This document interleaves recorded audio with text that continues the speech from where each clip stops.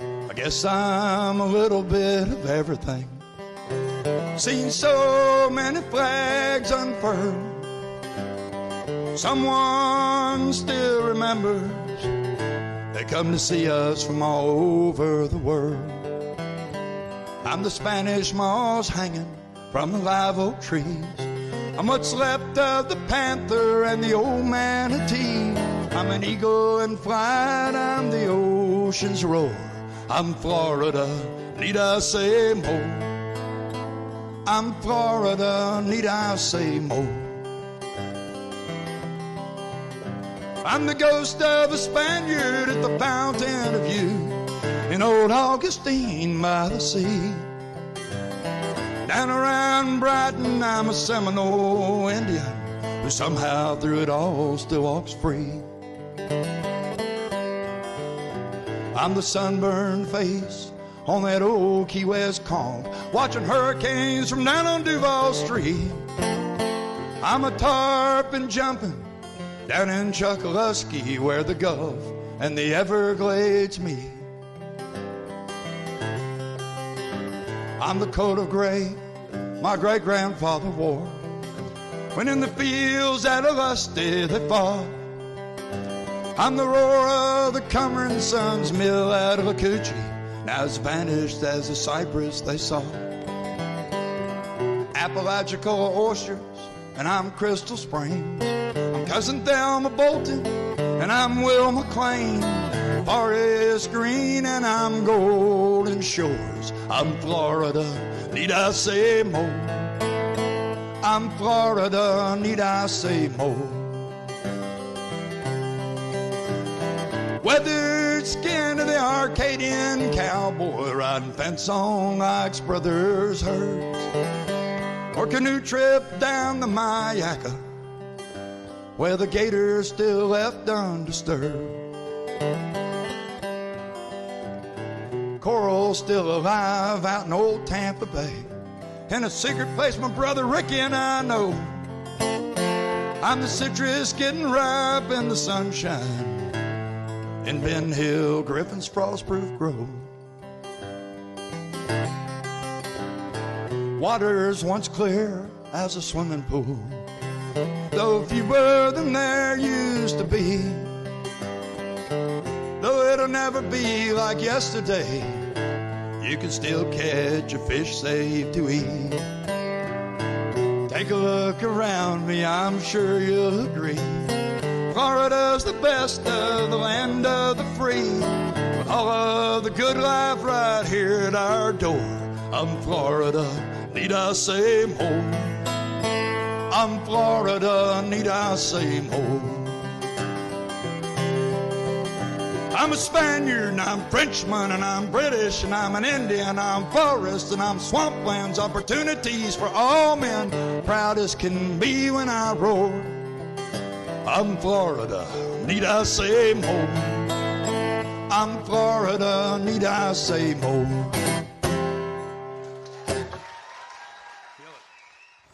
Hi, I'm Eric Draper, Director of the Florida Park Service, or we like to say the Gold Medal Award-winning Florida Park Service.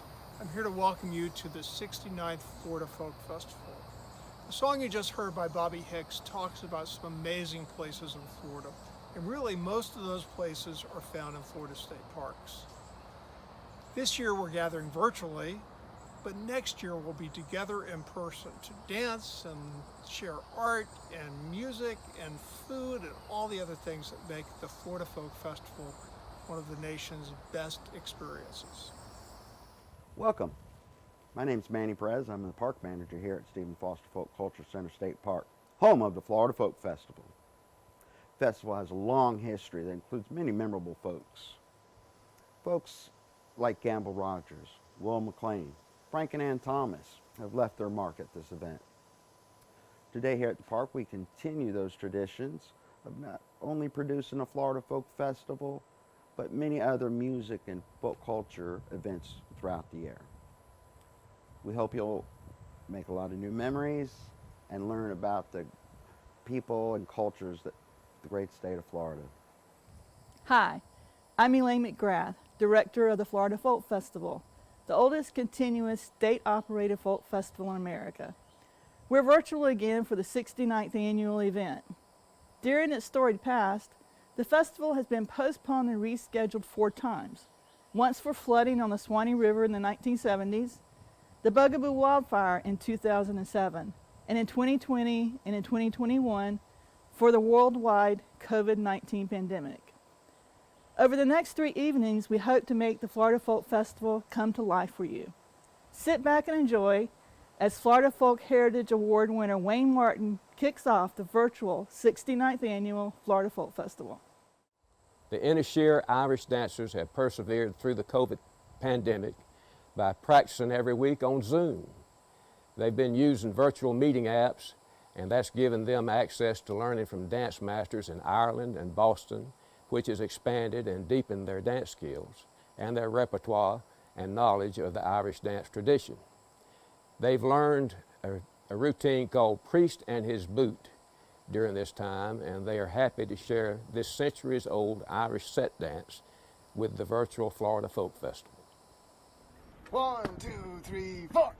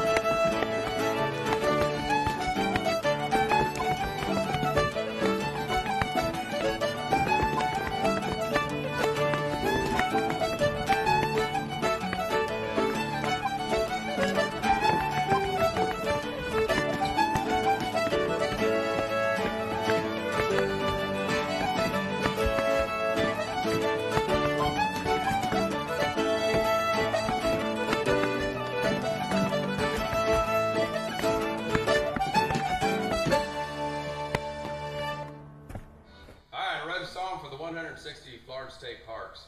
Y'all been real attentive, real good. But you know, sitting on wood, stretching out a little bit, sometimes you get a little stiff, so you need a little blood motion. So the best thing they do, the doctors say, I love it, you just make everything sound legit by saying, doctors say. Sound legit, didn't it? You gotta push some air through your lungs. It stimulates the oxygen exchange and, you know, heightens your awareness, lowers your taxes, heals warts. That's about all I can think of right now. But we'll try it once. I'm gonna count to 3 here. Yeah, we're pretty much from the south here. So you know when you have a good time, what you say, you go, woo! Can't say it under the words.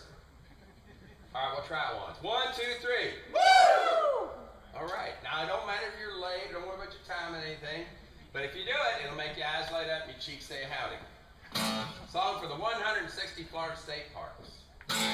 Florida is a place where nature really shines. Makes it all my home, there always feel fine. Sometimes hanging, freezing at the feet.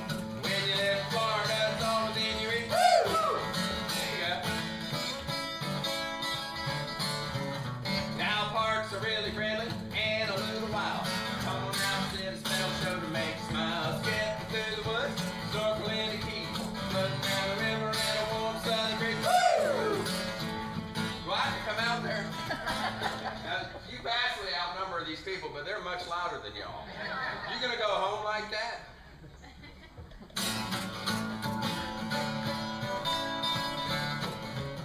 Oh, all the parks, beaches, flowers going wild. Grand adventure creatures sure to make you smile. Get the family moving, go out and grab a shake. 'Cause when you live in Florida, you really gotta make. Woo! See, I sing all them words and do it. Now, come on.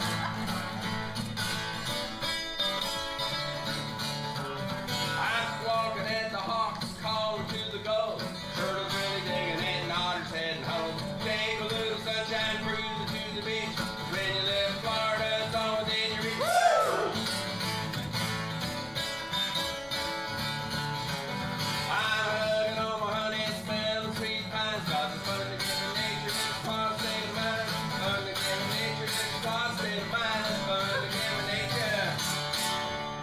just what I say to mine.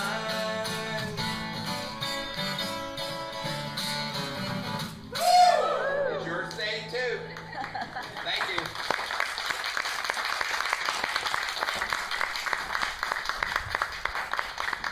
Let's give him another hand, Tom Shedd. Good afternoon. My name is Christy Kuntz. I'm a member of the Story Dogs, including Tim Lynch, Bonnie, and Tom McCluskey. I've been telling stories at the Florida Folk Festival since 1989. I'd like to thank the staff for taking us virtual 2 years in a row into number 69. It's certainly not their day job. Well, this time around, I've selected for this festival to share this one story of the song Lift Every Voice and Sing. It was written by James Weldon Johnson and the music written by his brother Rosamond in 1900 to honor Lincoln's birthday. They were teachers in Jacksonville, Florida at Stanton High School. James went on to work in the civil rights movement and joined the NAACP in 1920. It was founded in 1909. He remembered the song and resurrected it, and it became what's now known as the Black National Anthem. Lift every voice and sing. It's filled with such hope and positivity. I heard it just today, this morning, during Black History Month on the classical radio channel performed by an orchestra. It was just powerful. And then just coincidence, I went into UPS and a young black woman working there was singing gospel songs, and I said, hey, do you know Lift Every Voice and Sing? And she belted it out. Well, I have a friend I've been walking with who's going to belt it out for you, and many of you know her, and I'm so lucky that Mimi the Hern dog for one moment will be a story dog. Sing it, Mimi. Lift every voice and sing.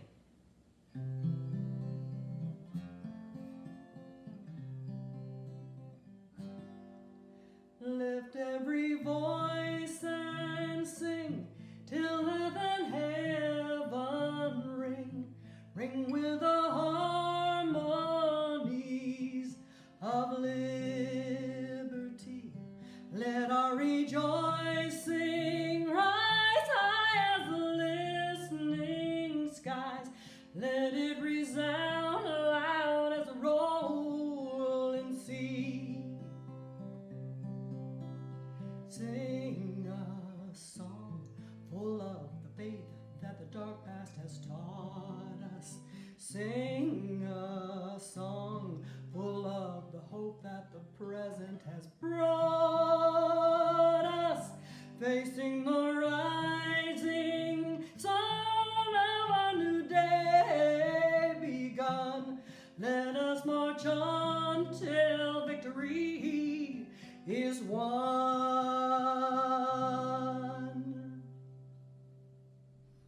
David Beatty here from Melrose, Florida, dedicating this old song to all the families who have lost loved ones during our recent shared journey together.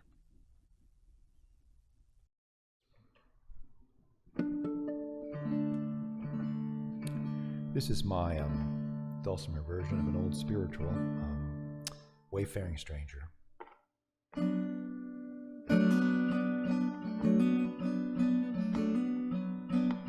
I'm just a poor wayfaring stranger, traveling through this world of woe. There is no sickness, toil, nor danger in that place to which I go. I'm going there just like my mother. I'm going there, no more to roam. I'm just going back to stardust. I'm just going back to home. Every atom in our bodies was birthed inside some blazing star. I have no need for ancient stories to feel how wondrous we are. I'm going there, just like my father. I'm going there, no more to roam. I'm just a-going back to stardust. I'm just a-going back to home.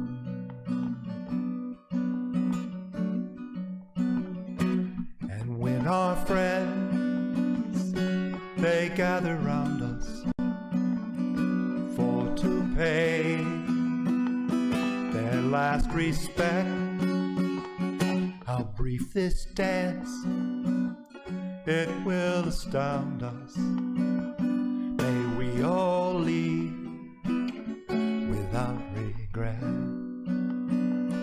And when we go and leave the rest here in their grief, some peace to find, may we all know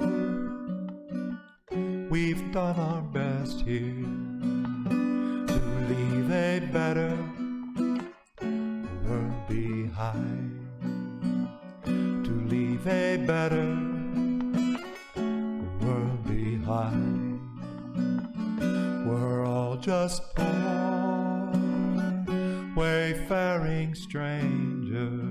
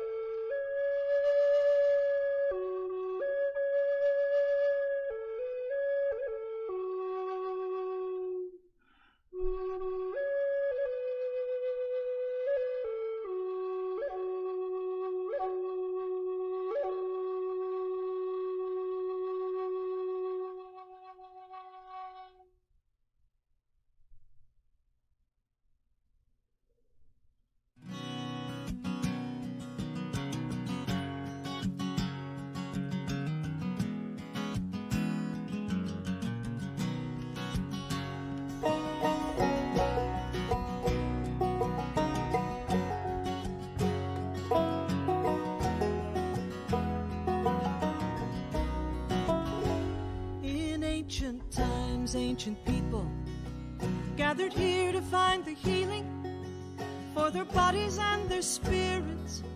In the waters of White Springs, they knew Mother Earth provided everything they'd need for living, and they embraced the boundless power her pure flowing water brings. Come take the waters, come take the waters, come take the waters of White Springs.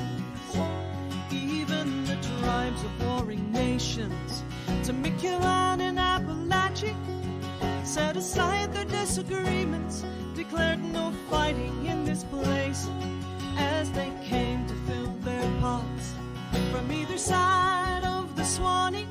They held these river waters sacred, full of wisdom, full of peace. Come take the waters, come take the waters, come take the waters of White Springs. From beneath the mother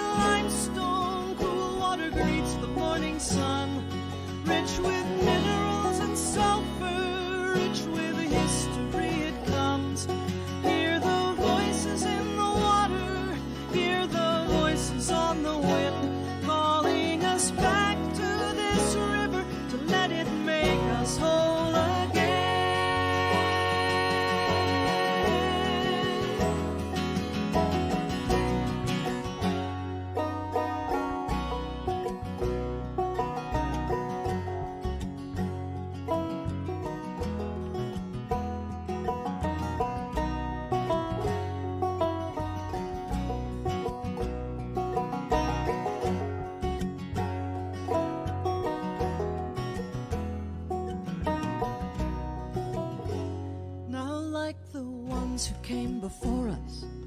We've gathered here to find the healing for our bodies and our spirits. In the music of White Springs, we know harmony provides us everything we need for living, and we embrace the boundless power of the songs we come to sing.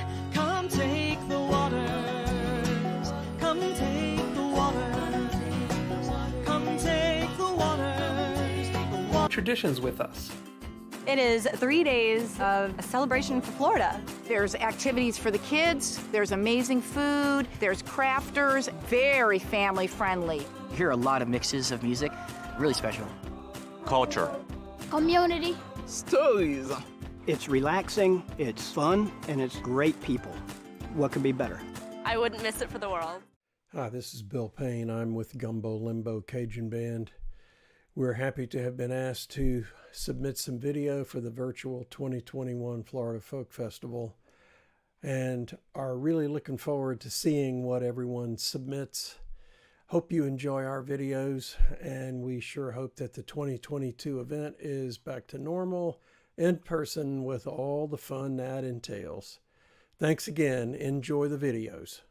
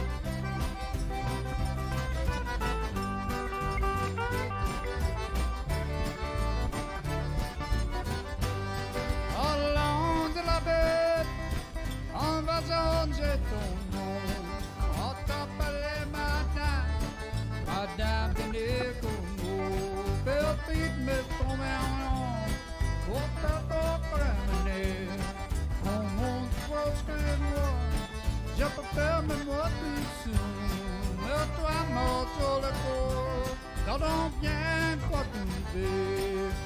Ton cœur me fait, ça me fait petit.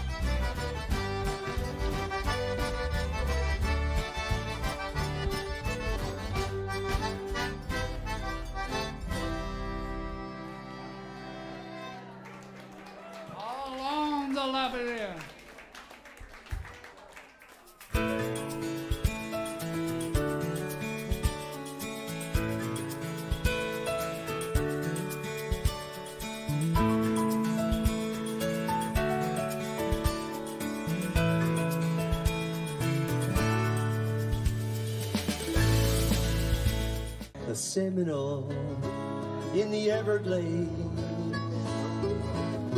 sing a song about better days when Okeechobee's waters were clear, home to the panther and the white-tailed deer.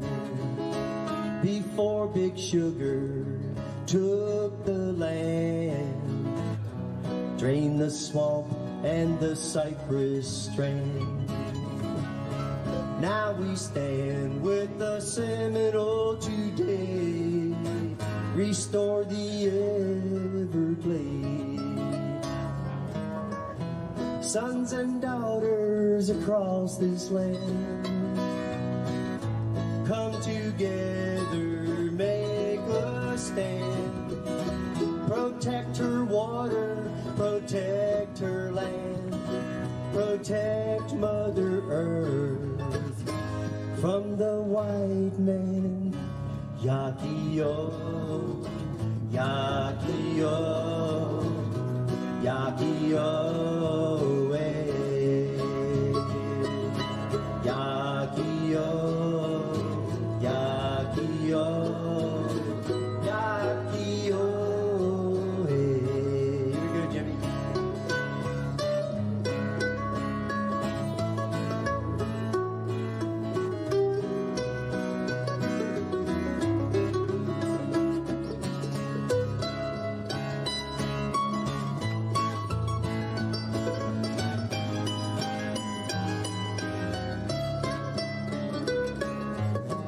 The Sioux Nation at Standing Rock, stop the pipeline, stop the clock.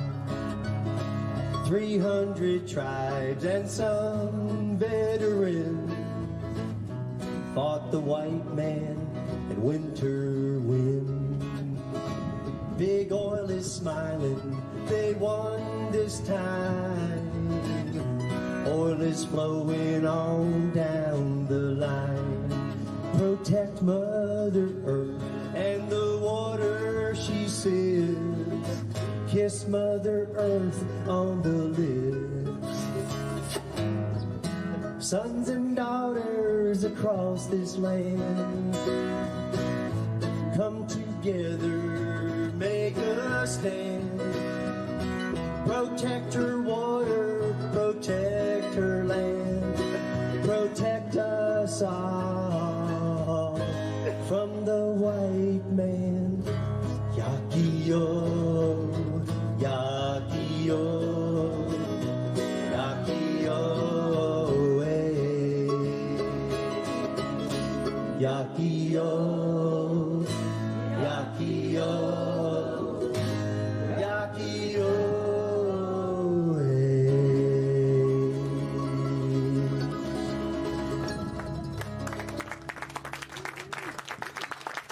Carolyn Dunn on bass. You got time for one? We're Mike and Maggie McKinney with the duo Lucky Mud, and we're both from Pioneer, Florida families, and we feel graced to be a part of this wonderful Florida folk community. Thank you for the Florida Folk Festival for keeping us going during the time of COVID and presenting this show, so thanks. You can find us at luckymudmusic.com. We toured Ireland for a lot of years, and the first time we didn't go, I wrote this song in my sleep because I missed the West so much. This is for John Tiernan and all of our great friends in the west of Ireland.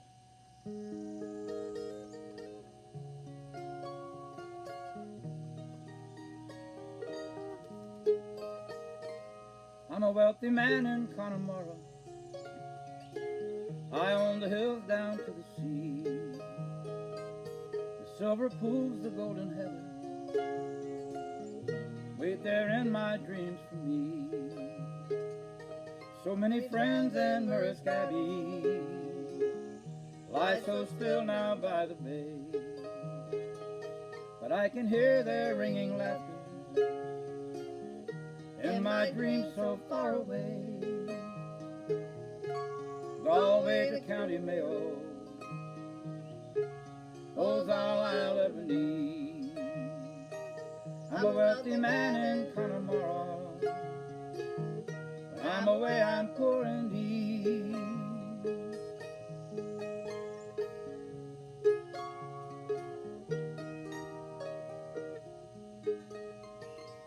I love a land that is not mine now. My heart was stolen long ago. A stranger passing through these valleys and along the Garrow, down the winding streets of Sligo, cold sea crashing to the shore of a lonely beach on Achill Island. Will I see them anymore? Galway to County Mayo, all's all I'll ever need. I'm a wealthy man in Connemara. When I'm away, I'm poor indeed. La la la la la la la la la la la. We love you guys. Sorry, I started thinking about Ireland in the middle of that one. Here's hoping we meet at John O's on Boundon Road someday soon. Be well. They were twins. So they sat in the same classroom together, and because the classroom was seated alphabetically, he sat directly behind her. He once was so bold as to tug her tresses during a test. And he was sent down to the headmaster's office, and a note was sent home. It seemed that he had not been attending to his studies, and around the apartment building, he had not been attending to his duties. Some days he would come home hours late from school with a black eye, obviously from fighting. Or maybe he might have his clothes torn and soiled. His parents just didn't understand. It was as if he was trying to be the worst boy in the city. Even the threat of having nothing but coal in his stocking was not enough to cause better behavior. It wasn't as if any of this stuff was important. It wasn't earth-shaking. But 2 years before this, it was. This was 1991, and 2 years ago, the Berlin Wall fell. The Solidarity movement in Poland had succeeded, and there was dancing in the streets of Krakow, where Wojciech lived, and there was dancing in the shipyards of Gdansk and Gdynia. Lech Wałęsa was a national hero. But with the change of the government, the economics went on a downslide. Where in the past, every adult had to be employed. It was mandatory. Whether it was for low pay or sometimes just enforced tips. now there were no assurances of employment. And the government had stopped rent subsidies as well.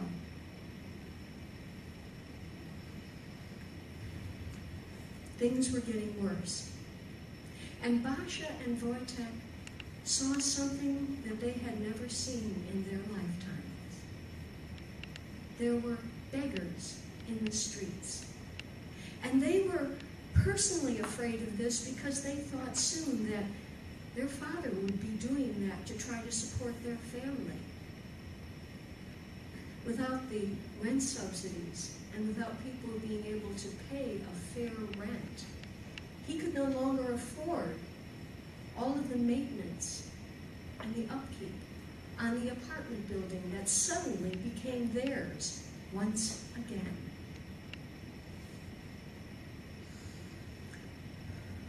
Things were desperate. But soon it would be Christmas, and the snow fell in big fluffy flakes down to the street. In the market, there were bright flowers. The vendors were happy here and there.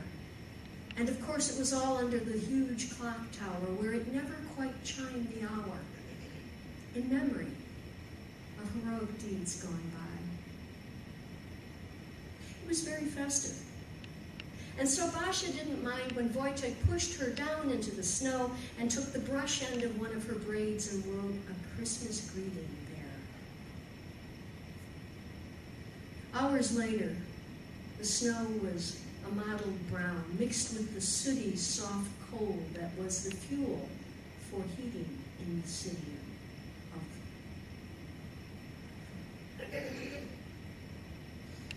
In the morning, you could hear the scrape of the shovels against the coal bins, the call of an urban rooster in the morning. Finally it was Christmas Day, and they had a wonderful feast. It was, though, almost their last crumb of bread.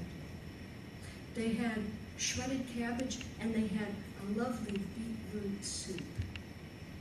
And Basha and Wojtek hung their stockings by the coal fireplace. They had a little tree there, some branches they had put together as a Christmas tree. And they joined hands around it, and they sang carols. In a manger see the infant resting in the still of night.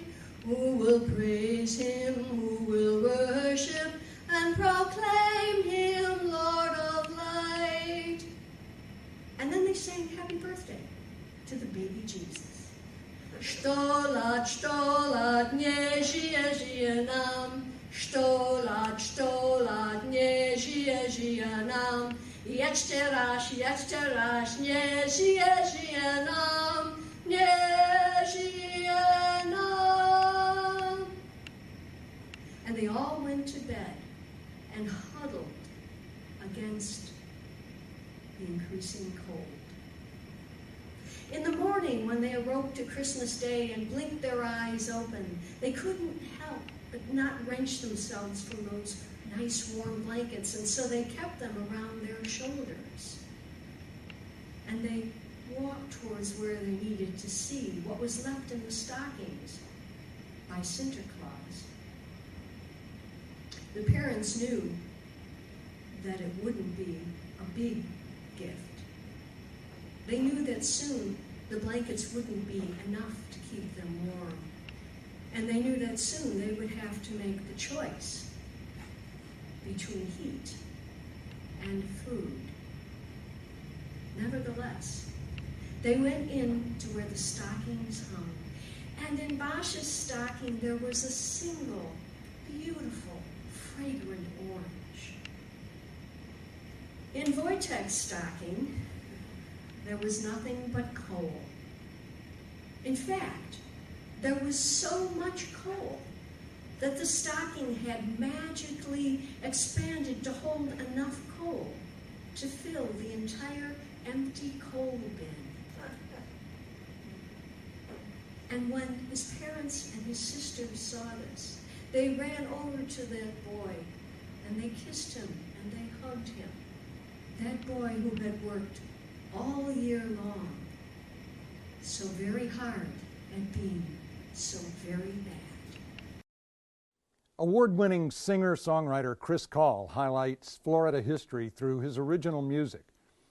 He brings his Florida songs and stories to students and audiences statewide and looks forward to carrying on the Florida troubadour tradition for years to come.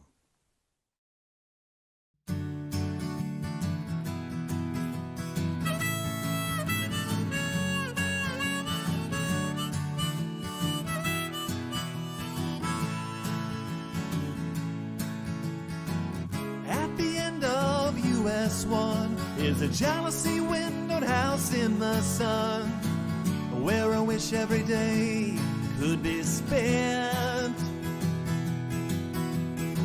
In Harry Truman's favorite town, I always feel so good when I'm going down to a place that's fit for a president. It's the little white house down in Old Key West, always a place that I've loved the best. Oh, it's the little white house down in Old Key West. Red snapper and a key lime pie, cocktails at 4:45. I could see the sky meet the ocean, sitting in the Adirondack chair with coconut palms swaying in the air.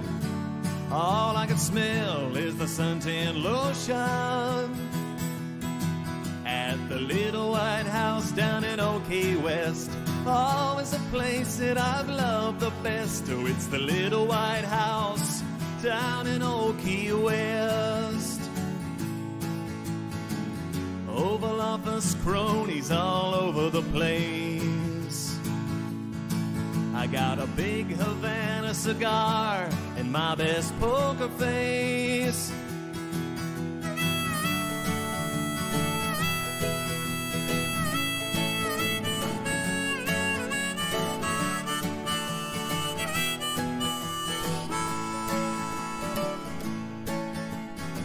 Don't wanna go back to Washington, I'd rather stay here where it's all fun, singing songs with Margaret and the First Lady at the little white house down in Old Key West, always a place that I've loved the best. Oh, it's the little white house down in Old Key West, at the little white house down in Old Key West.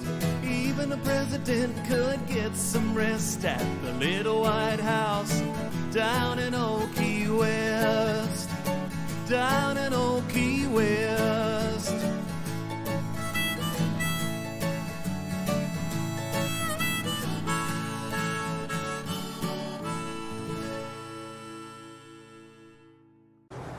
Here's a song called Feels Like Home to Me that we wrote for the song contest before Christmas at Havana, and the theme was Lake Worth.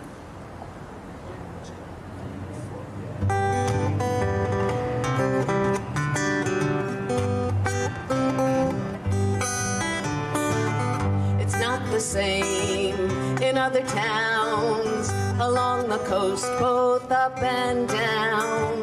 There's nowhere else, just look around. It feels like home to me. It's called Lake Worth in Florida. On any map you'll see, from John Prince Park to Ocean Shore, it feels like home to me. A sleepy town most of the time, taking a show, drink beer or wine. Cool little shops, no waiting lines, it feels like home to me. There's ocean views and fancy cars, tiki bars where you can count the stars, be neighbors to Manuel or Lars. It feels feels like home to me. The parties in the plaza set, a feeling you won't soon forget. It's easy, you just cast your net and it feels like home to me.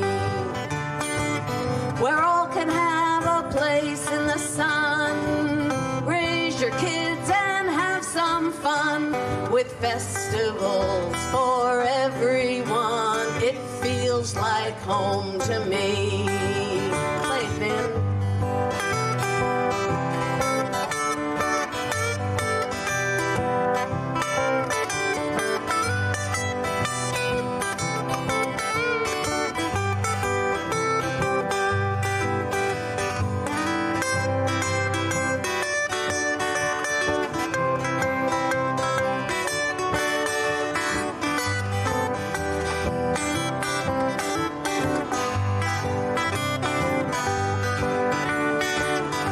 Could have pandered on some more. There's open mics, a record store, the locksmith here's a gem for sure, and it feels like home to me.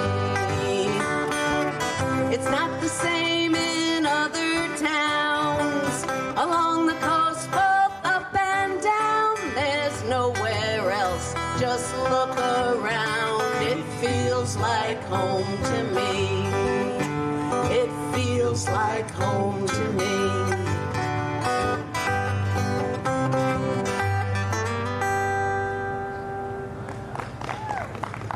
Thank you.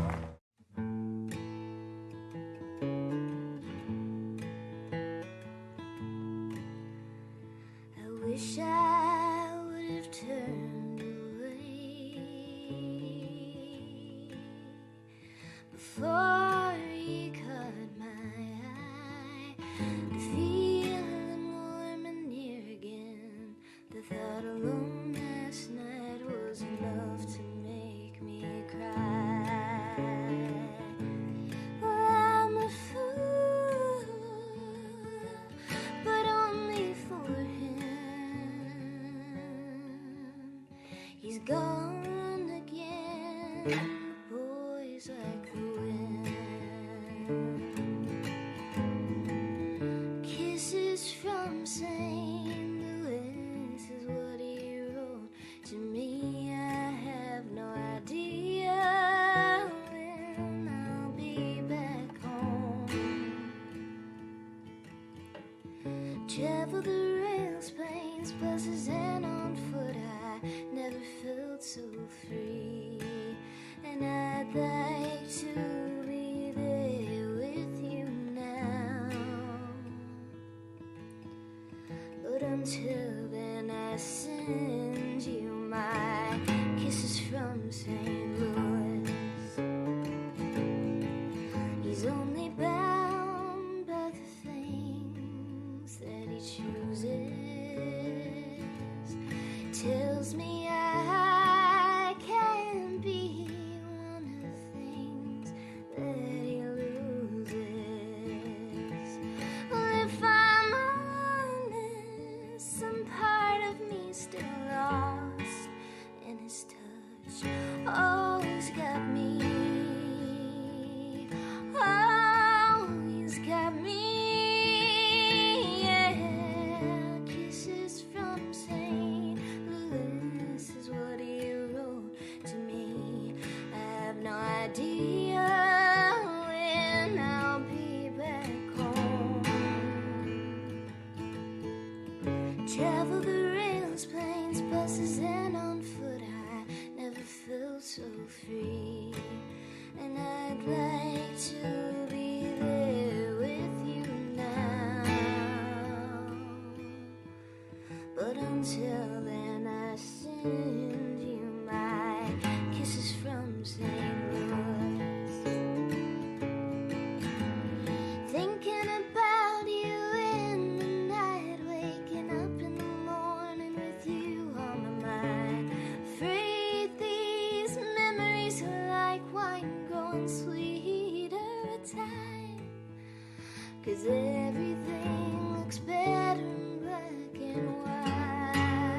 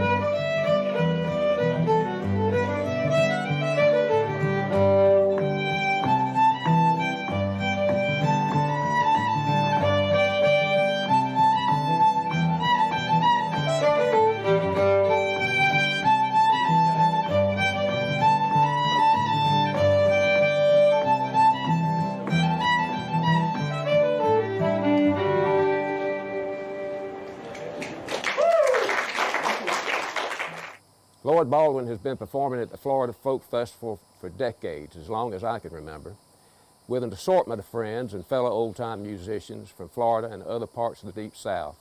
He's probably influenced more old-time musicians in the state of Florida than anybody I know. Get ready to listen to a good fiddle tune, maybe get up and dance a little bit, and enjoy some of the old-time country string band tradition. Okay, here we go with Marion on the guitar, Lloyd on the fiddle, playing Red Fox. So I guess it starts in D, doesn't it?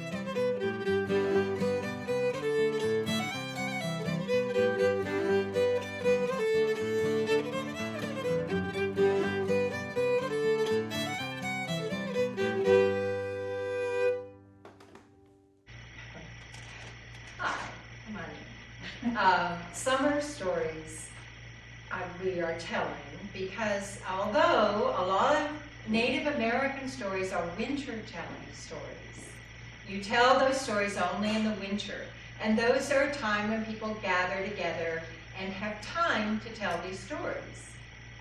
But for me, it was summertime when there was time for stories. My mother was a teacher, and we were always busy during the school year.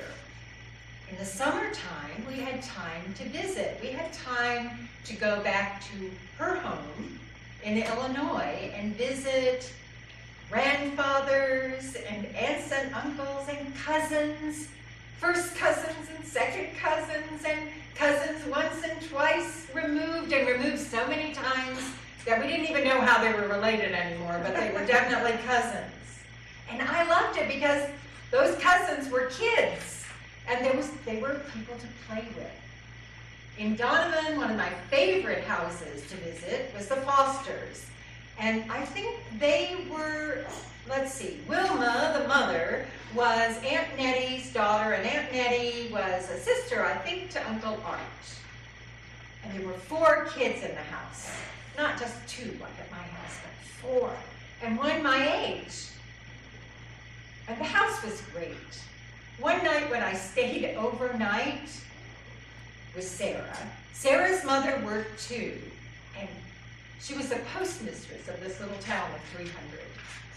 So in the morning, we got up and fixed our own breakfast, and we had coffee, which I never had.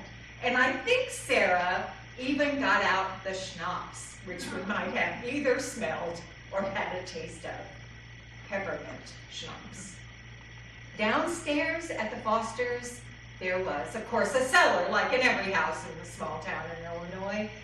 This one had a bed in it. Why? Why is there a bed down here? Well, in case of a tornado. Jack, the father, Jack Foster, had been in an accident. Well, he'd been in a tornado, actually. He was driving a school bus. The kids were all off the bus, and the school bus had been picked up by a tornado. That was the tornado story of the Fosters. Now, I don't know if he was hurt or not, because I never heard that part. But when I knew him, he was fine. But they had that tornado shelter ready. We'd also go to visit my Aunt Ella, who lived across the state in Canton, Illinois. Aunt Ella was the best aunt.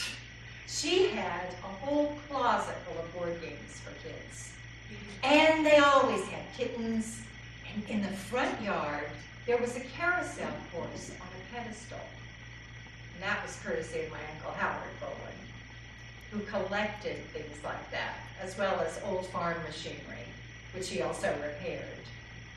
In the back pasture, there was a real live horse named Fancy Queen, whom we got to ride bareback. And Ella also had a tornado story. They had lived on a farm before they moved to the outskirts of Canton. And one day on the farm, when my cousin Dolores was 4 years old, and Aunt Lizzie, excuse me, that's the aunt who is most prominent in my mind, my great aunt.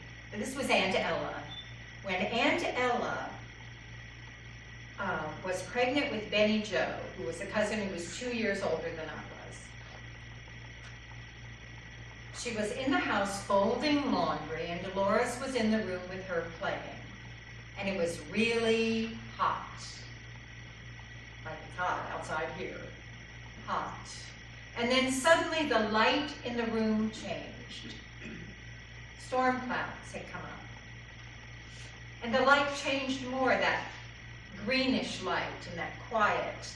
Aunt Ella looked out the window and she could see a funnel cloud coming right toward the house. There wasn't time to go to the basement. She put Dolores down on a little cot in the room on the mattress, and she put herself over Dolores to protect her. And then the wind hit, and it picked up the house.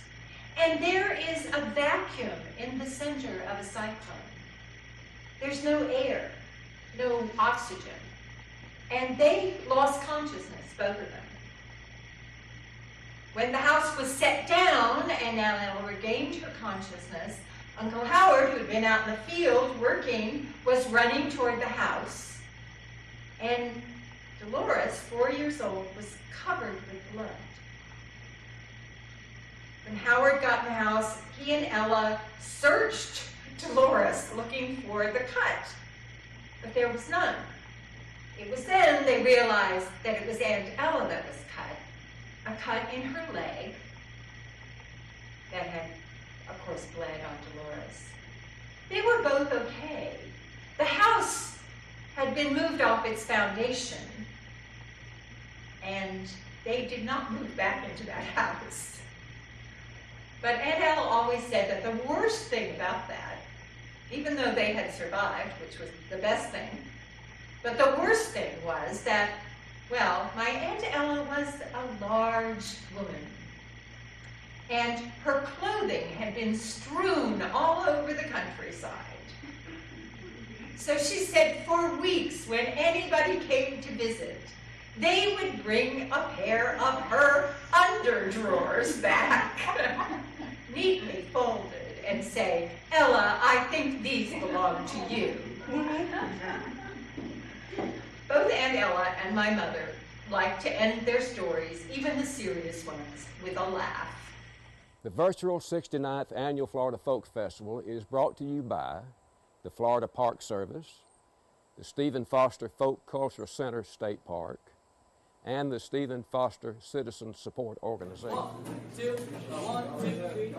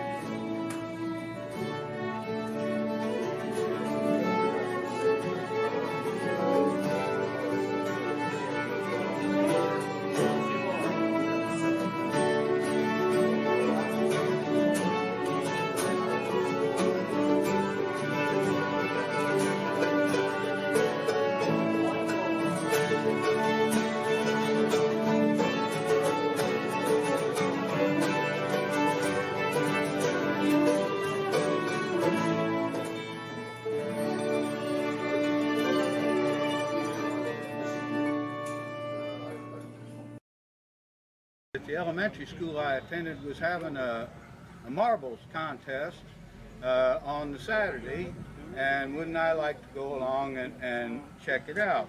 And having no knowledge of competition marbles at the time, I had to be instructed as to the 5-foot circle and the stance and the various positions that you could achieve or not achieve, and how you could motivate your marble.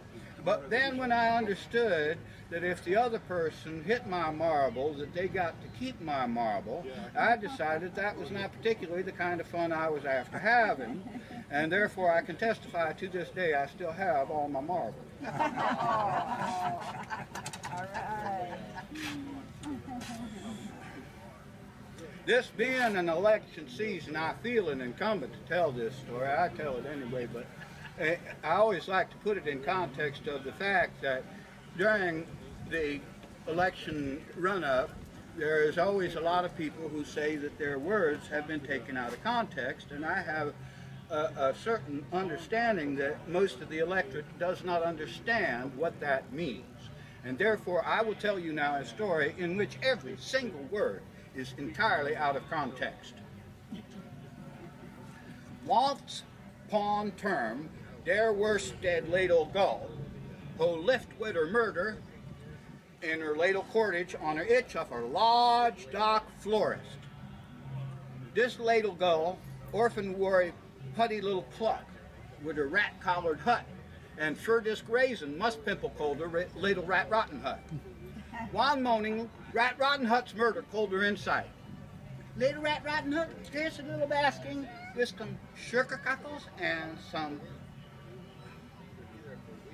bird and barter. Please stick this basking to the cordage of her grind murder, who lives on the other side of her florist.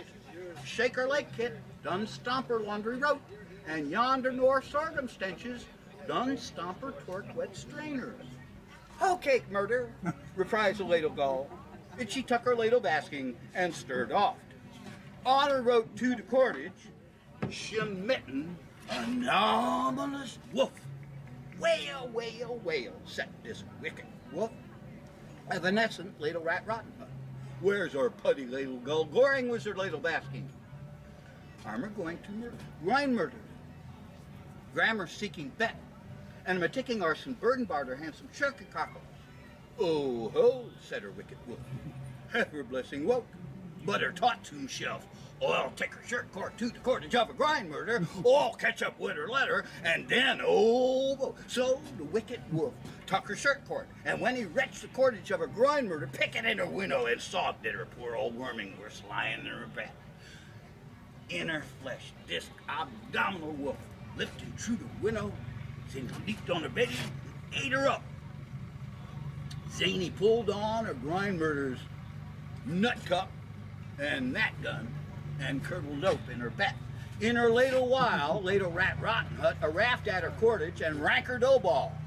Come make, sweatheart, said her wicked wolf, disgracing his verse. Ladle rat rotten hut entered the bedroom and stood by her grind murder's bed. Overhammer. What bag ice you got? A nervous sausage bag ice. You made her lucky chew with. Whiskered this ratchet wolf with her wicked small. Overhammer. Word her bag noise. A nervous saw suture anomalous probowsers.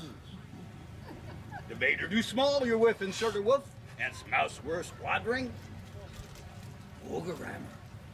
Word her bag mouse. A nervous saw suture bag mouse. Doze, worry, unfortunate gulls, lest warts. All off her sodden, thrown off her carvers, and sprinkling out her bet, this bloat-thirsty wolf ceased poor ladle rat rotten hut, and garbled her up. Mural, yonder nor sorghum stenches, shoddy ladle gull, stomping, torque wet strainers. All right.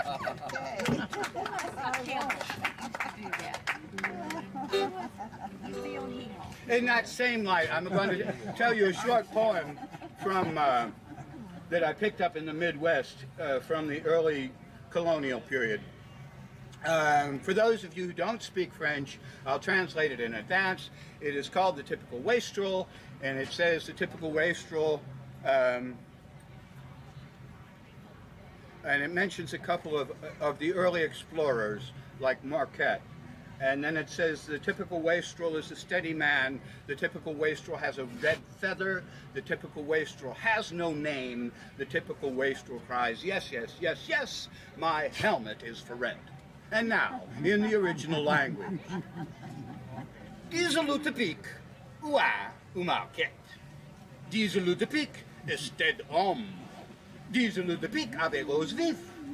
Diesel de pic est de nom. Diesel de pic crie oui, oui, oui, oui, à louer elle.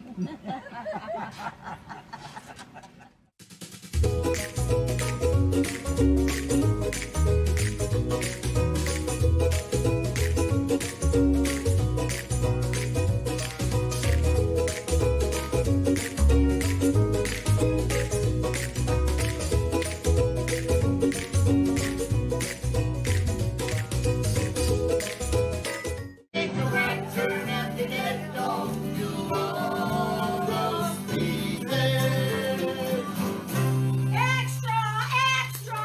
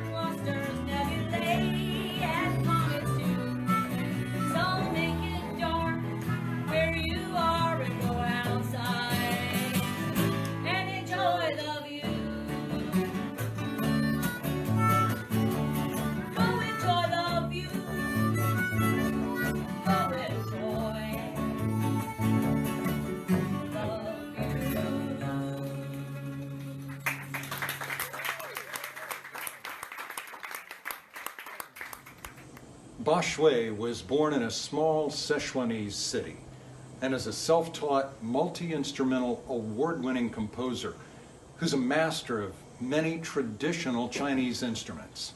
His compositions and performances roam through neo-folk and dark ambient music to experimental and contemporary sounds.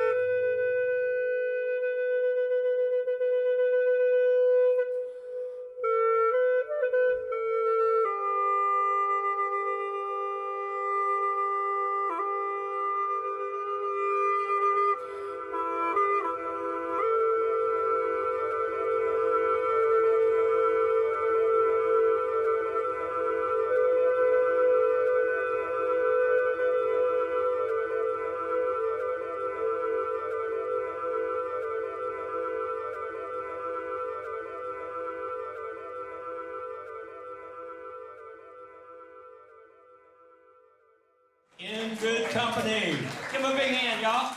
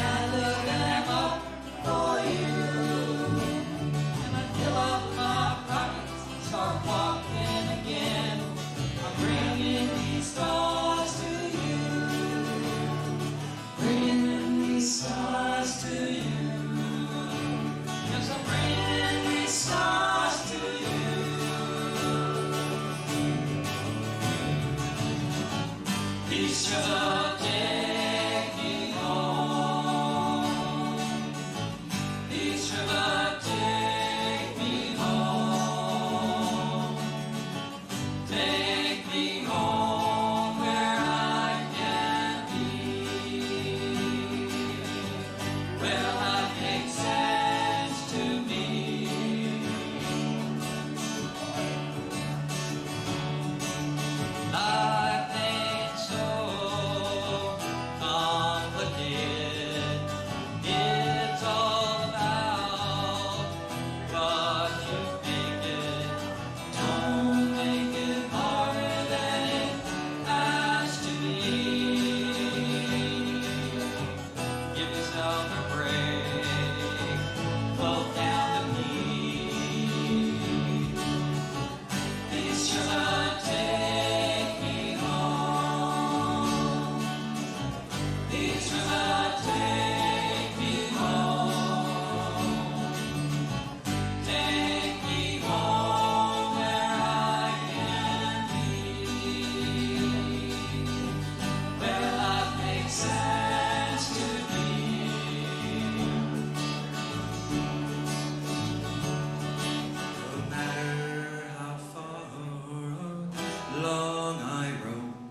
There's only one place my heart is at home,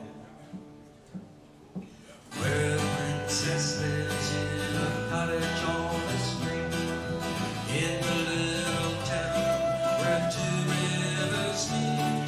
It's sweet and blossoms waving in the breeze, hanging from the limbs of the live oak trees. I know that I'm home and where I should be, in the land of the flowers by the sea, by the sea, in the land of the flowers by the sea, in the land of the flowers by the sea, by the sea, in the land of the flowers by the sea.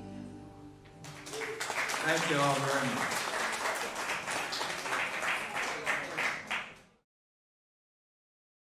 Now let me tell you the Florida part of that story. You want to remember this date.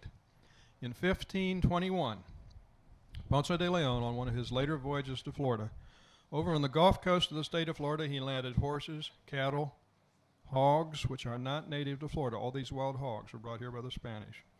Hogs, settlers, soldiers on the lower Gulf Coast of the state of Florida, 1521. The Calusa Indians who were here, this is before the Seminoles, and the Calusa Indians who were here along the Gulf Coast were very well organized politically and militarily. And in a matter of about 2 days, they decided it was not a good idea having Ponce de Leon and his men here. And they attacked him and defeated him and his soldiers in a matter of a few hours, drove them back to their ships. As a matter of fact, they wounded Ponce de Leon in the hip with a poisoned arrow. When he and his men got back to Havana, Cuba, he died of the injury inflicted by the Calusa Indians.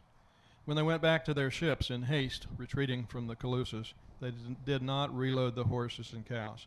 And the descendants of those horses and those cattle still run wild in Florida today, have run wild ever since 1521. There's 3 wild herds that are managed by the state of Florida, one in the Withlacoochee Forest over near Brooksville, Tampa area, of both the cattle and the horses. One in the Paynes Prairie, south of Gainesville, the cattle, the horses, and buffalo, because there were buffalo in Florida when the Spanish arrived. Woods buffalo, not the plains big herd type.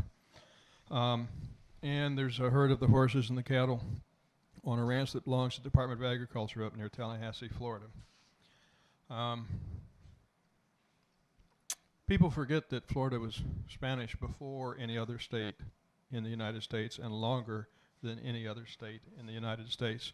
You know, we're fond of telling people when they visit us here in Florida, oh, be sure to see St. Augustine, America's oldest city.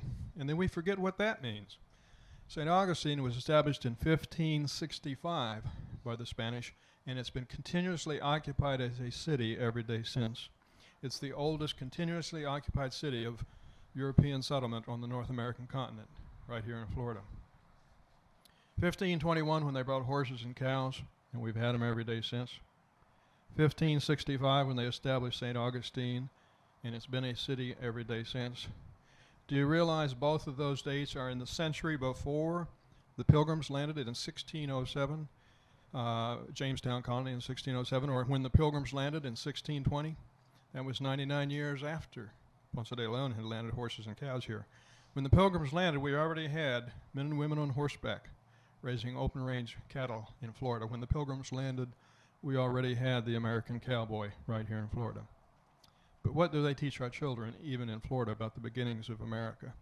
Somehow the story of our state gets left out of the book. But of course that was Spanish Florida. We were part of the same government under the same economy, spoke the same language as Cuba for 300 years, for longer than we've been English speaking, and for considerably longer than we've been a state of the United States. We were Spanish before any other state, longer than any other state. I don't know what it is about Florida, but you know, folks wouldn't think of going to Texas or New Mexico or California or Colorado and not visiting the sites of the Spanish history while they're there and tasting the flavor of the Spanish heritage while they're there. Yet they'll come to Florida, which was Spanish before any of those other states and longer than any of those other states, and get upset if somebody else dares come here and speak Spanish. But we are very much a Spanish heritage in our state here. The name of our state, La Florida, the name of our oldest town, St. Augustine.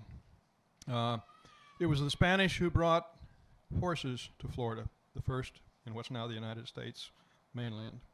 It was the Spanish who brought cattle here. It was the Spanish who brought hogs here. It was the Spanish who brought sugar cane here. It was the Spanish who brought citrus here. A full definition of Florida, short of Disney World. And I like to say I think the Spanish kind of anticipated Disney World. You know, back in the 15 and 1600s, when you were going to draw a chart of the coastline, you had to sail your boat along the coastline and take your bearing by the moon and the stars and the sun and put the dots on your map and then connect the dots and you'd have your chart of the coastline. In the 1600s, in what's now Palm Beach County, the Spanish sailed along our coastline, and in the south end of the county there was a little bay or inlet there, a natural bay or inlet, and they sailed it and they marked it on their maps, and then they looked at their map and they chuckled and said, it looks like a cartoon character of a rat biting at the ocean. So they did something unpleasant. They named the place Ratmouth. Imagine taking pride, oh, I live in Ratmouth, you know. And of course, if you speak Spanish, you know how you pronounce that. Boca Raton. And that does go back to the 1600s. And of course, there are people in Boca Raton today trying to come up with a different explanation of what it stands for and how they got that name. I woke up this morning, happy as could be. Looked out my window, what did I see? Coming up my sidewalk, it's as plain as day. Here comes trouble like I hadn't seen since you went away. Hello, trouble, just come on in. Well, you talk about heartache, where in the world you been? Ain't had a misery since you've been gone. Hello, trouble, trouble, trouble, welcome home.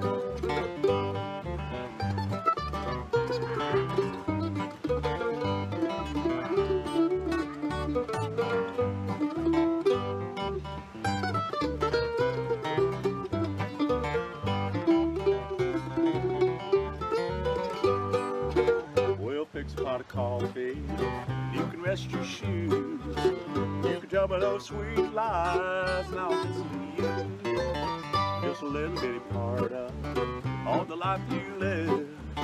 But I'd rather have a little bit of trouble than to miss out on the love you give. Well, hello, trouble, just come on in. Well, you talk about heartache, where in the world you been?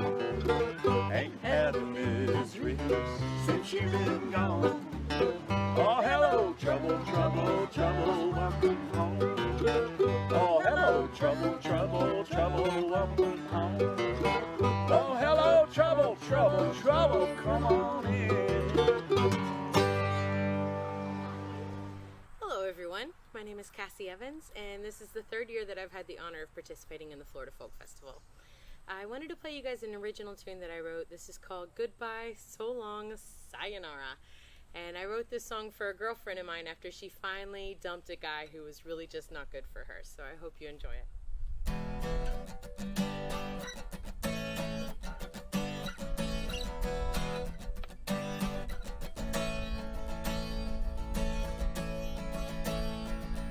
Yesterday we were doing okay, but today you want to snap over everything. Days on end you'll be just fine, but then I turn around and you've lost your mind. I'm tired of all the games we play.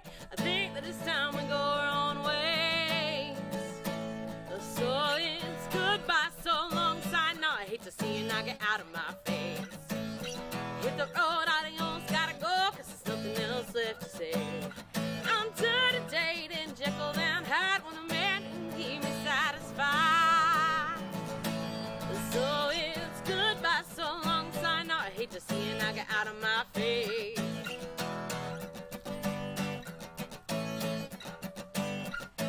Take the flowers, take the vase, take the sad puppy dog look off your face. Take your pictures and take your ring. Don't wanna be reminded by anything. Take your drama but leave your keys. You ain't coming back here once you leave. So it's goodbye, so long, sign. Now I hate to see you now get out of my face. Hit the road, adios,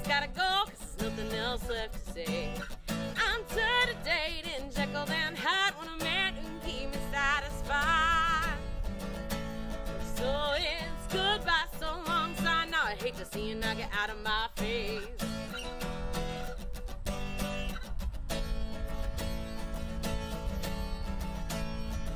Don't last your words, they cut just like a knife. Gonna take back control of my own life. That's why I'm telling you goodbye so long time. Now I hate to see you knock it out of my face. Hit the road, adios, gotta go, 'cause there's nothing else left to say. I'm tired of dating Jekyll and Hyde when a man who can keep me satisfied. So it's goodbye so long sign. Now I hate to see it, now get out of my face.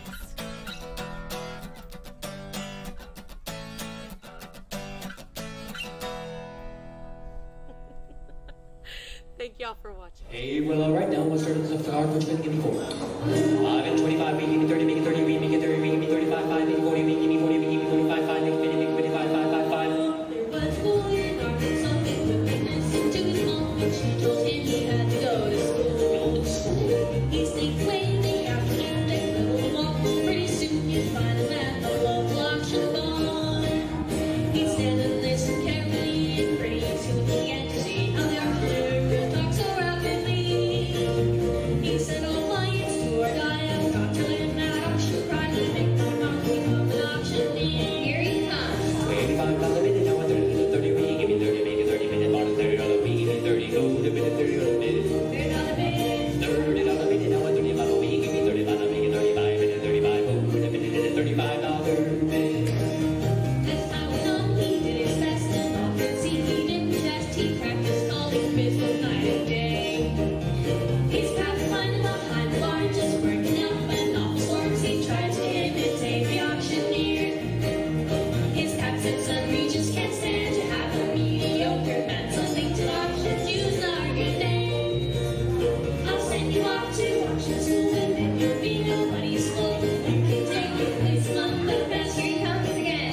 $35 bid, now $40, 40, we give me 40, make it 40, minute, bottom $40, we give me 40, go to bid, $40 bid. $40 bid, now a 40 bottle, we give me 40 bottle, make it 45, minute, 45, go to bid, $45 bid.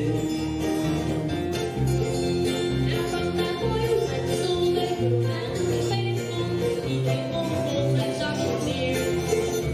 Then people came from all around just to hear him make that rhythmic sound that filled their hearts with such a happy cheer. His face went round from shore to shore. He had all he could do and more. Had to buy a plane, he looked around. Now he's tops in the landless cause he can give that man a hand. He's best of all the auctioneers. $45 bid, now a $50 bid, we give me 50, make it 50, minute, bottom $50, we give me 50, go to bid, $50 bid. $50 bid, now a 50 bottle, we give me 50 bottle, make it 35, minute, I sold that hog for $55 bid. Hey, well, all right, now with the game, let 'em out and walk 'em, boys. Here we come on number 29, 8, what don't get for 'em? How about 25, 88, 39, 5, put it in 5, another $4, suck it, 49, 5, put it in 5, another $50, figure 59, 5. He makes my nights and he takes a stand and he hear from a really big band. He's best of auctioneer in all the land. Thank you. Back in Time has been a distinctive presence at the Florida Folk Festival for years, easy to spot in their clothing from another era. Listen in as they perform songs and stories from the 19th century. This story is dedicated to the 1,000 graduates of West Point who happened to be serving as U.S. Army officers in 1861 when the Civil War broke out. The story is about their days in college. They were as rowdy as any teenage boys away from home for the first time. Lou Armistead was suspended for getting into a food fight with Jubal Early and breaking a plate over his head. Little Phil Sheridan, a 5'4" hothead, was suspended for threatening a large classmate with a bayonet. Now, not all of them were that unruly. Robert E. Lee, for example, was the only one ever to graduate without receiving a single demerit. On the other hand, James Longstreet was quite a hellraiser, but He managed to graduate even though he had more demerits than anybody else then or now.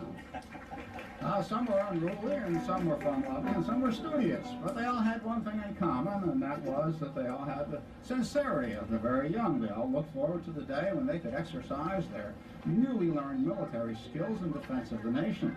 Well, as we all know, of course, they were soon ordered to fight each other. But this song takes us back to their happier days in college when they would gather at Benny Haven's Tavern on Friday nights. They would splash their beer mugs around and they would sing this song. And be sure you sing with us if you know it. There is a tavern in the town, and there my true love sits him down, and he drinks his wine with laughter gay and free, and never thinks of me. Fairly well for I'm with me, this parting greed, just remember that the best of friends must part, must part. I do, my friends, adieu. I can no longer stay with you. I'll hang my hat on a weeping willow tree, and may the world go well with me. I suppose only Army brats understand the closeness of career officers and their families. It's such a small group. They were stationed at the most godforsaken dusty outposts out west against the Indians. They were always broke. They courted the same young ladies. James Longstreet and his best friend, Ulysses Grant, were both stationed at Jefferson Barracks in Missouri. And they both courted the same young lady, Colonel Garland's pretty daughter, Louise. Well, she chose Longstreet. And Grant was distraught, but nevertheless, he served as the best man at their wedding. The thing was that Longstreet was so broke, he had to borrow $5 from Grant to buy a wedding ring.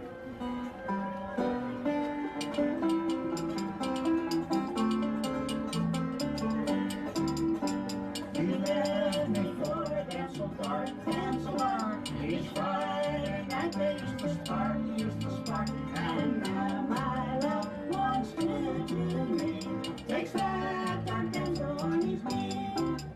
Very well for promise be beaten, not let this parting grieve. Just remember that the rest of Christmas part must part. I do, kind friends, I do, yes I do. I can no longer stay with you. I'll hang my heart on a weeping willow tree, and may the world go well with me. Well, sometime later, when Longstreet was on his way to Richmond to put on a Confederate uniform, he stopped at the barracks in St. Louis, where Grant was stationed. He wanted to return the $5 to a man who had become a hated Yankee. Well, Grant refused to accept the $5 from a man who had become a traitor to the United States of America. As you can imagine, they were soon crying in each other's ears. Well, now, Winfield Hancock and Lou Armistead were also best friends, and they were both stationed in California during the war against Mexico, and they both fell in love with the same young lady. Well, she chose Winfield Hancock, and Lou Armistead, he never got over it. He continued to love Elmira secretly in his heart until the day he died. It's a secret. Secretly in his heart until the day he died at Gettysburg, shot by Hancock's men.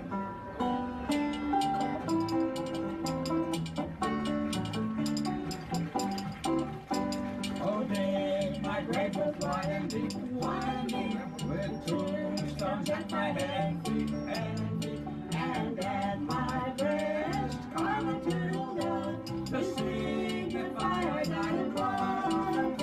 Very well, for I must leave me, do not let this parting grieve me. Just remember that the best of friends must part, must part. I do, my friends, adieu. Yes, I do. I can no longer stay with you. I'll hang my heart on a weeping willow tree, and may the world go well with me.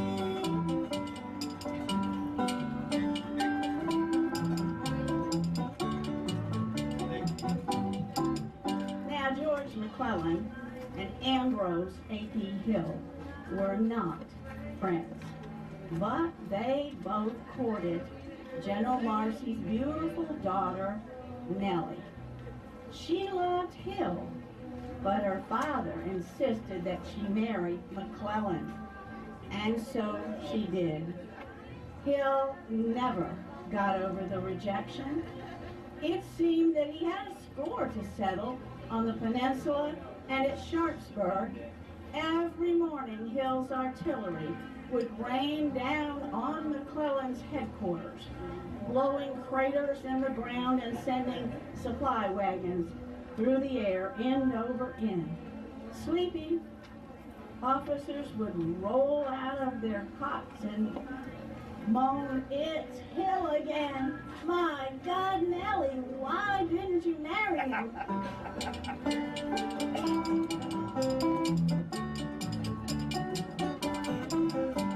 I do, can't bear to do. I can no longer stay with you. I'll hang my heart upon the willow tree, and then the world will grow with me. I wrote this little song here about how to drive on the interstate. It's called Love Bug Blues. We'll start with the chorus. You can sing along. You better. Love bugs on your windshield. Listen to my song. Oh, love bugs on your windshield. Listen to my song. Love bugs on your windshield. Listen to my song. Don't turn your wipers on. Now the Florida Road Department planned a clever thing. Cut the flowers and the grass. Let's mow them in the spring. And pile it all on the roadside. That's a perfect place to breed.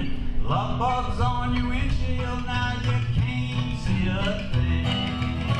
Oh, love bugs on your windshield. Listen to my song. Love bugs on your windshield. Listen to my song. Love bugs on your windshield. Listen to my song. Don't turn your wipers on. Now I once could see, but now I'm blind. I need amazing grace. I once could see, but now I'm blind. I need amazing grace. I once could see, now I'm blind. I need amazing grace. Stuck my head out the window. Now they're all over my face. So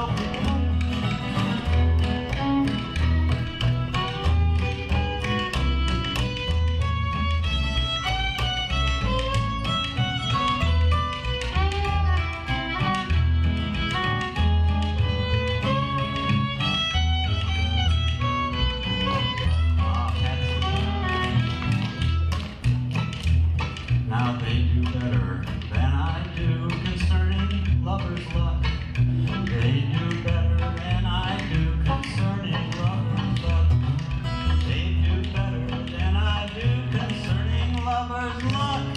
But must they rub it in all over my truck? 'Cause love bugs on your windshield. Listen to my song. Love bugs on your windshield. Listen to my song. Love bugs on your windshield. Listen to my song. Don't turn your wipers on.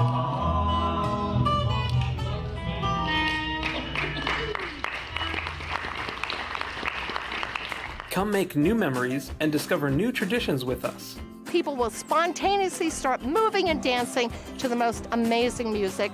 You can find the kind of music you want to hear. I call it a cultural potluck supper with the most delicious dishes of dance and music from all the ethnic groups who have settled in Florida, which means it's a huge melting pot, and it's so much fun. Hi, I'm Sylvia Huddleston, Director of Raimi Dance School from Orlando. This is our third year participating of the Florida Folk Festival. We are very excited and thankful to be able to share our traditions and dances with all of you. Thank you for this wonderful opportunity. We love Florida Folk Festival.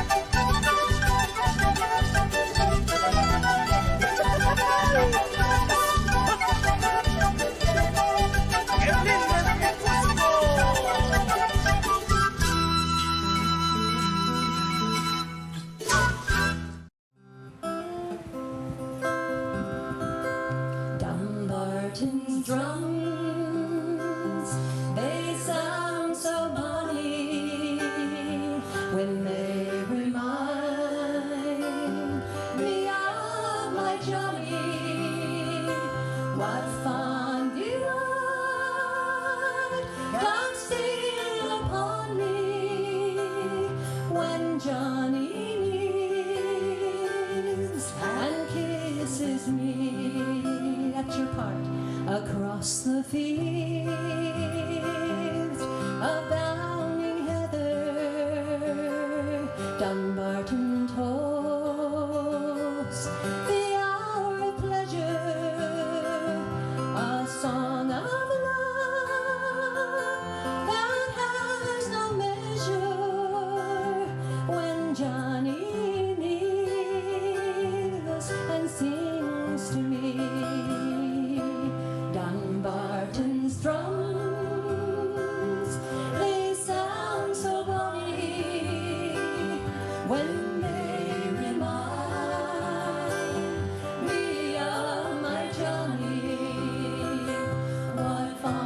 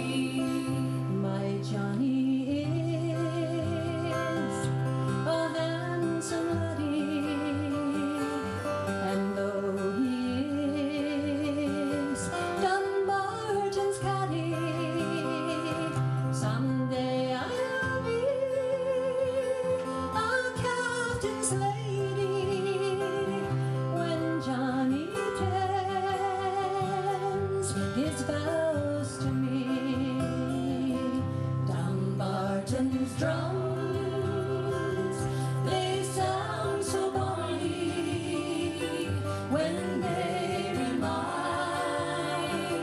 me of my Johnny. What fond delight doth steal upon me when Johnny kneels and kisses me.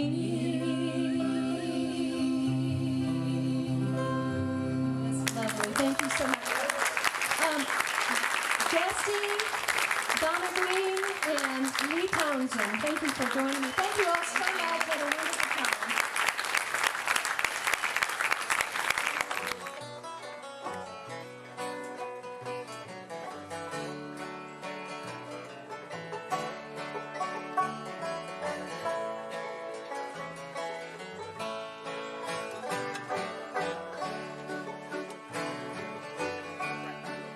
Cracker boy memories, they're still on my mind. Days of my childhood, they stood the test of time. Now when I'm dreaming of the land I once roamed, I got cracker boy memories, 'cause Florida's my home. Oh, the smell of orange blossom still hangs in the air, and Spanish moss waving like a pretty lady's hair. Miles of sandy beaches by a sea of blue green. Yes, these are the days of the cracker boy trees. I remember fish fries, swamp cabbage and such. Mush puppies so good that you ate way too much. Pulling orange trees in the hot summer sun. Wishing I was swimming down the Peace River on. Cracker boy memories, they're still on mine. Days of my childhood, they stood the test of time. Now when I'm dreaming of a land I once roamed, I got cracker boy memories, 'cause Florida's my home.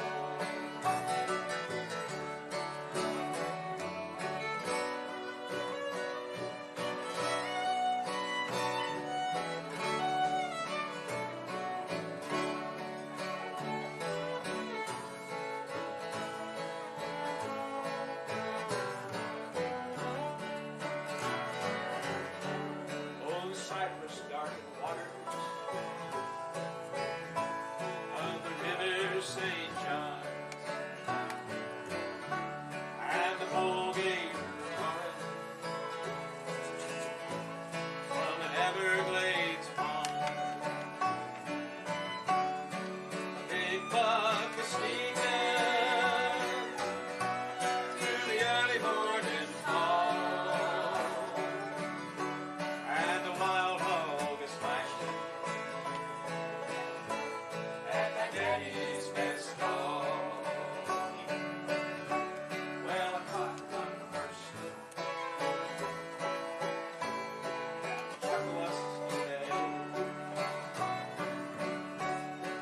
mosquitoes are so big. All you want, big bags of blood on the end of your eye. Don't you wish you could turn back the pages of time? Cracker boy memories, they're still on my mind. The days of my childhood, they've stood the test of time. Now when I'm dreaming of a land I once rode, I got cracker boy memories. That's where's my home. I got cracker boy memories. That's where's my home. The virtual 69th Annual Florida Folk Festival is brought to you by the Florida Park Service, the Stephen Foster Folk Cultural Center State Park, and the Stephen Foster Citizen Support Organization. Most of us, as you can see, were not born in Florida, but we found the place and love it. And might even say, thank God I live in Florida.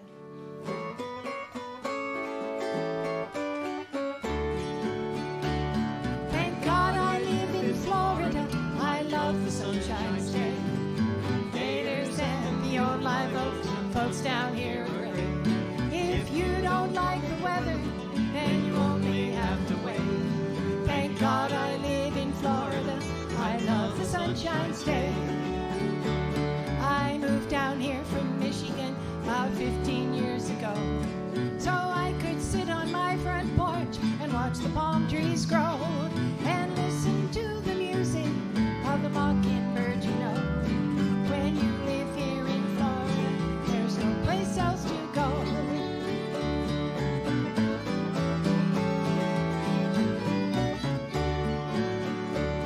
I am a snowbird from New York who's left the snow behind. I had a choice and made it, and I hope that you don't mind. I've staked a claim in Florida, a place that I call mine, a patch of southern comfort beneath the rustling pine.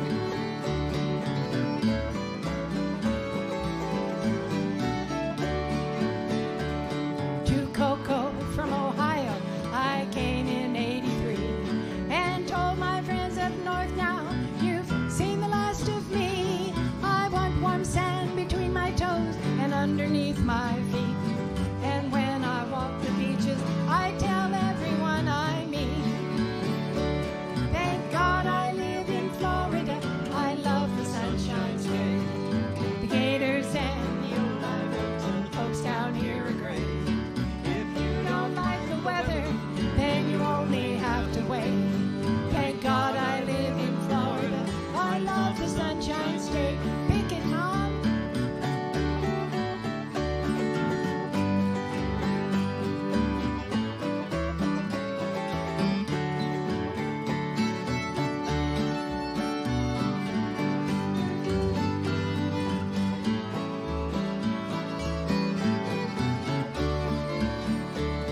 I'm born and raised in Florida, yet there's no better place. The summer sun has left its golden mark upon my face, and in my heart there is a love that cannot be replaced. I'm blessed to live in Florida, this land that God has graced. Thank God I live in Florida. I love the Sunshine State. Gators and the old live oaks and the folks down here are great. If you don't like the weather, then you only have to wait. Thank God I live in Florida. I love the Sunshine State.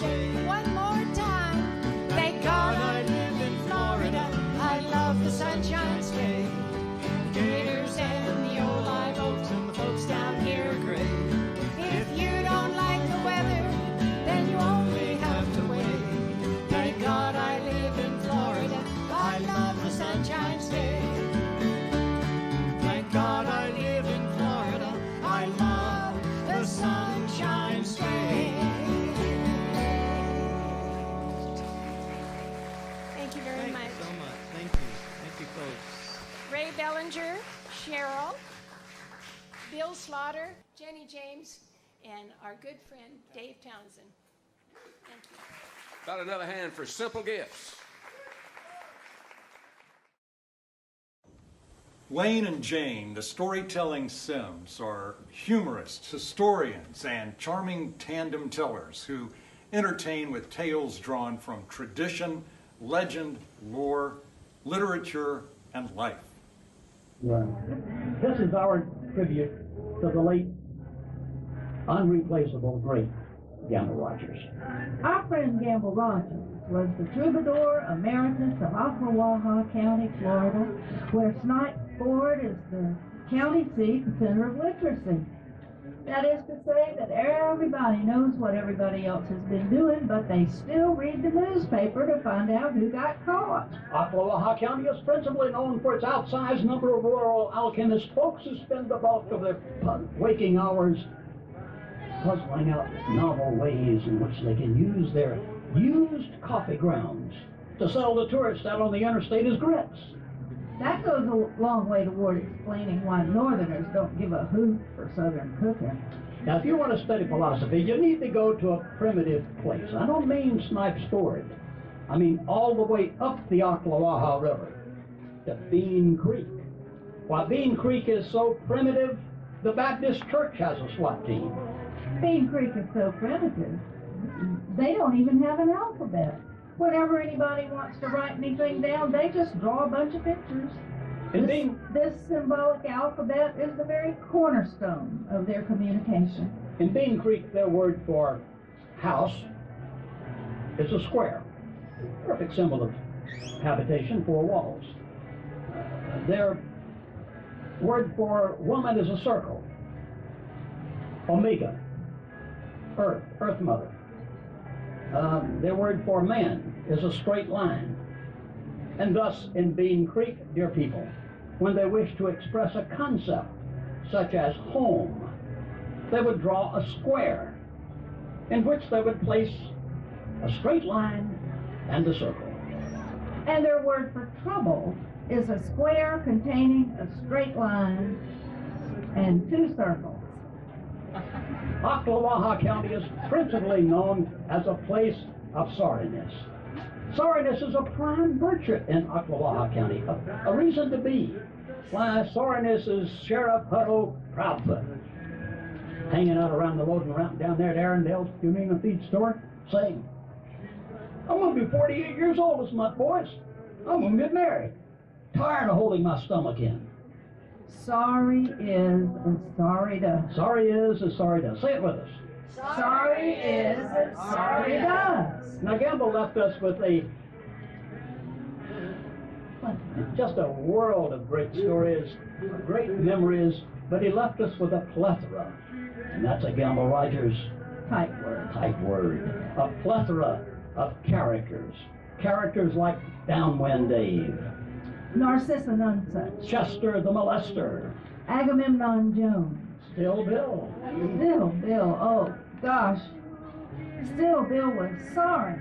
Still Bill moved so slow you had to line him up with a fence post to make sure he was in motion. Bill was so patently inert the bearings in his self-wind wristwatch froze up. But Bill was the consummate expert in the field of bovine midwifery.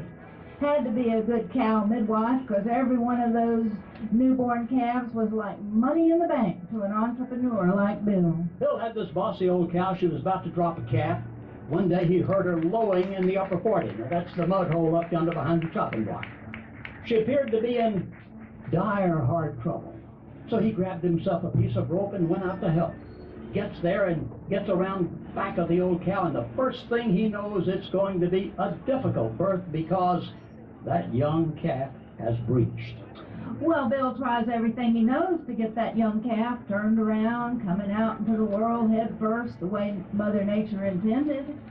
But he has no success and no recourse but to take a hold of that calf's hind leg and start into pulling. Now, good people, you need to visualize this with me for just a minute.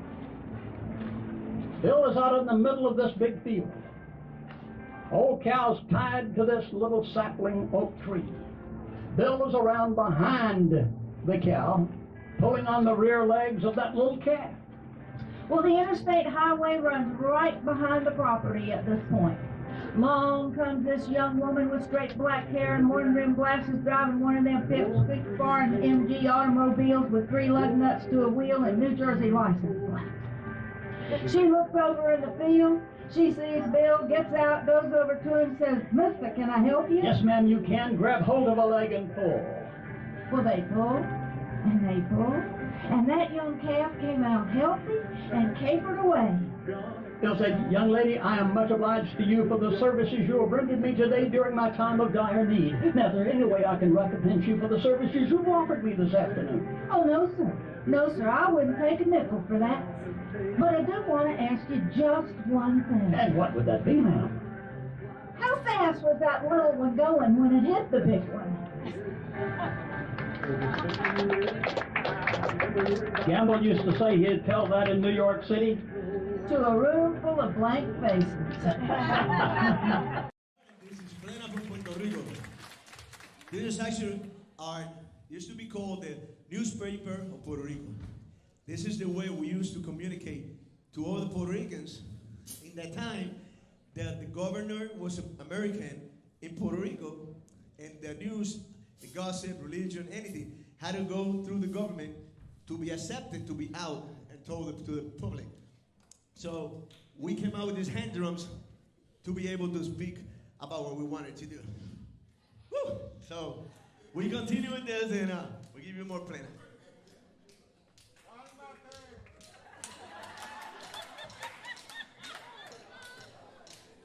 Clap your hands, let's go.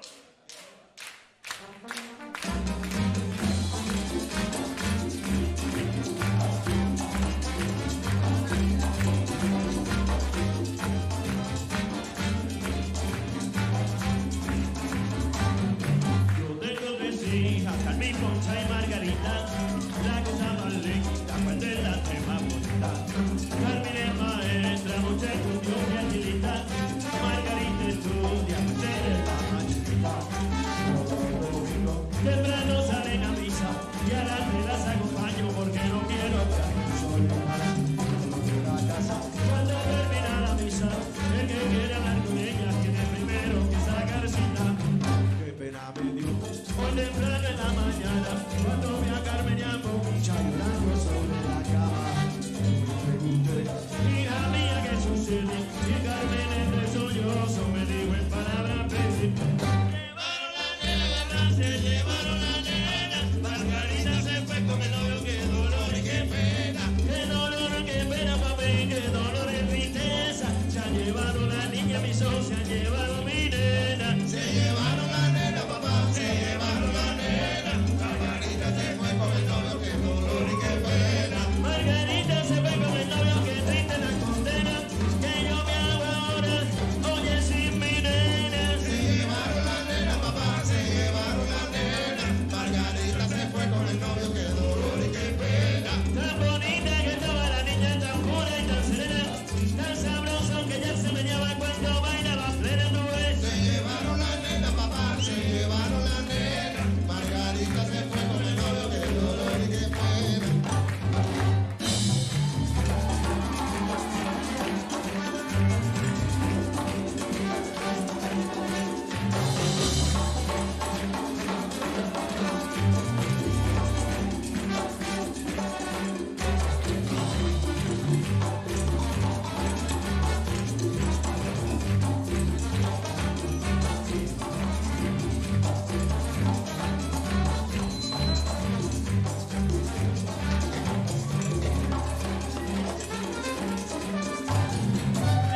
La nena, papá, se llevaron la nena. Margarita se fue con el novio, qué dolor y qué pena.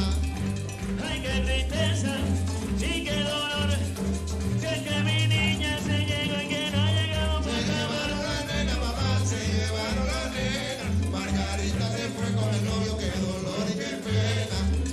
Si tú la ves, ay, que dime dónde está.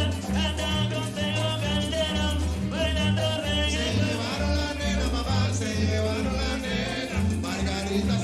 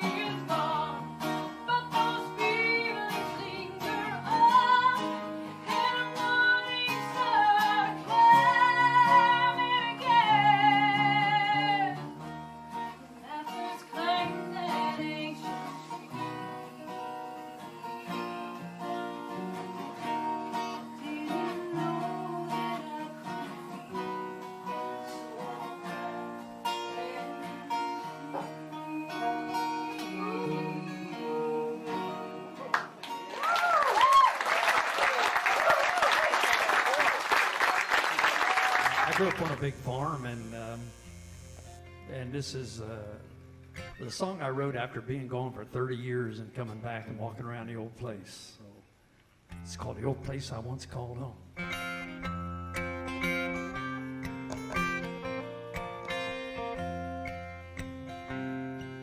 The old house is still standing, no, not like before. It bears neglect of 30 years or more. If I hadn't been raised here, I'd never have known this old place I once called home. Across the way where my dad's old tool shed once stood, there's an old run-down trailer with tires on the roof, and the door hangs crooked and the windows are gone from this old place I once called home. When I close my eyes, my mind's eye can see where the weeds are now standing, the crops used to be. With the corn planters rusted and the plow stands all alone on this old place I once called home.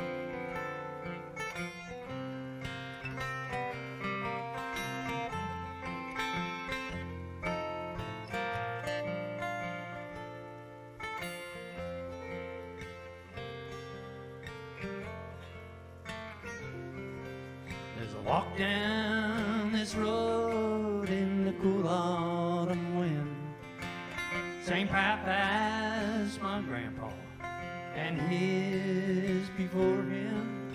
The sadness runs through me that cuts to the bone on this old place I once called home. It seems nothing's forever and memory's a gift, things you don't think of when you're just a kid. But I've come to know this the further I've roamed from this old place I once called home. When I close my eyes, my mind's eye can see where the weeds are now standing, the crops used to be. The corn planters rusted, the plow stands all alone on this old place I once called home. Well, the fences are down, the old barn burned to the ground on this old place I once called home.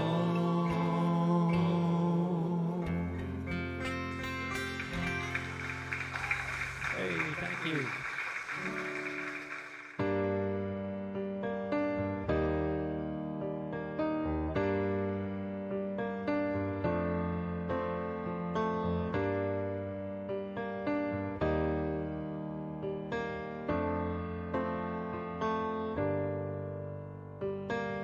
I've been looking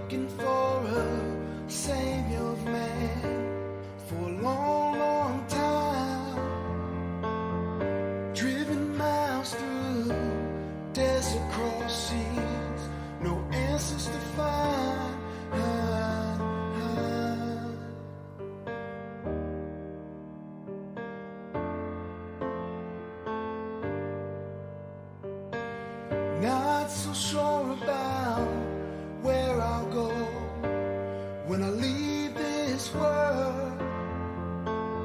Saw an angel in the face of a child.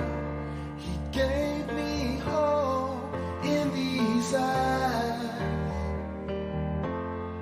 In these eyes. In these eyes. I see paradise.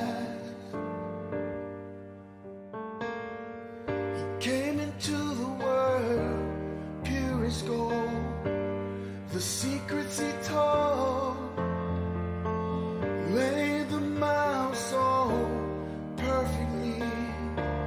I believe what I saw in these eyes. In these eyes. In these eyes. I see paradise. In these eyes. In these eyes. In these eyes. I see paradise.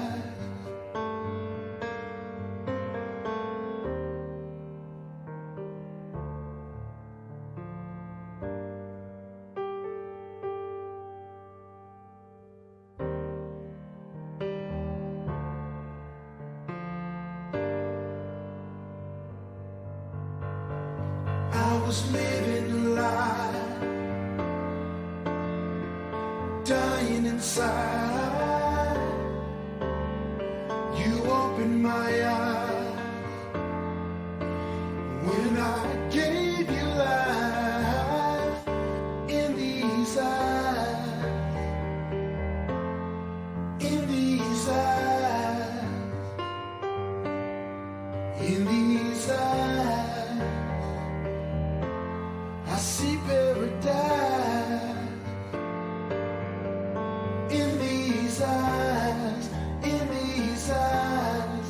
In these eyes. In these eyes. In these eyes.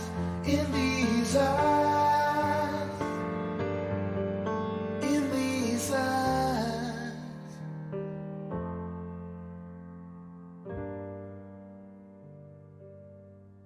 In these eyes.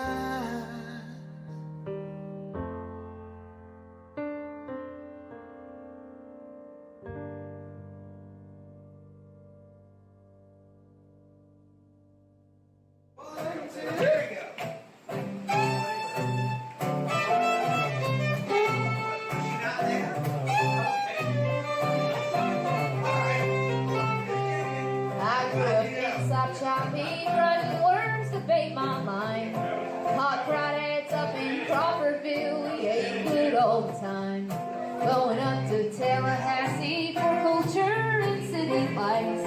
Spring break on St. George Island, fine sun with natty ice.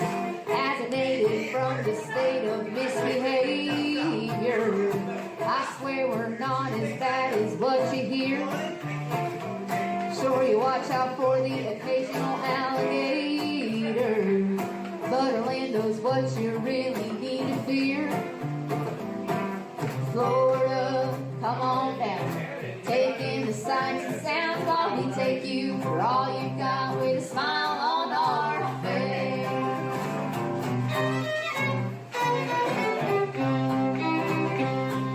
I lived here just 4 years till I learned to love the life.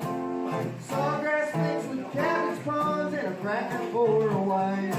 Seen the monkeys up at Silver Springs, that Homo sapiens do. Both relations to Homo sapiens, don't know who's closer to who. As a kid, we always thought this whole appendage was where visitors could find pleasure for themselves. Now I know Floridians think that that's offensive. Still the truth as far as I can tell. Florida, there's room for you. Whatever it is you might like to do, especially older male Europeans swimming in their scant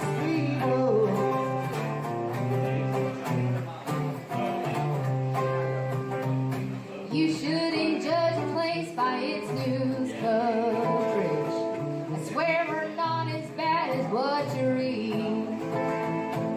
Afraid of shark attacks, think nothing of it. And the keys are more than just a place to breathe. The assumptions on the age of population. As elderly, I must confirm it's true.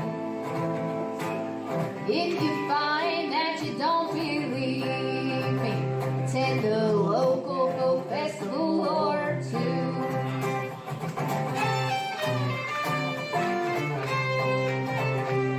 I hope you've learned a thing or two about this place I call home. See, at your bachelor party, drunk on bikinis and Patron. We advertise as paradise, come see for yourself. Kids think Disney's heaven, you might think it's a living hell. Florida loves you back, great for your heart attack. We are by far America's favorite place to die.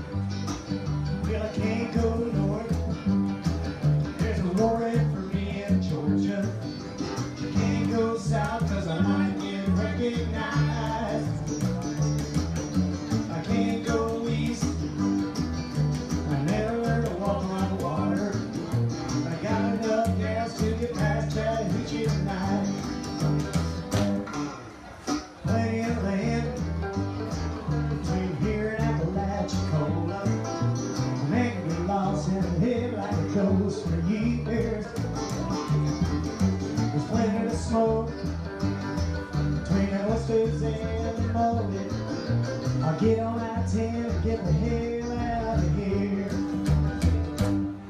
But I can't go north. There's a warrant for me in Georgia. I can't go south cause I might get recognized. I can't go east. I never learned to walk on water. I got enough gas to get past Chattahoochee tonight.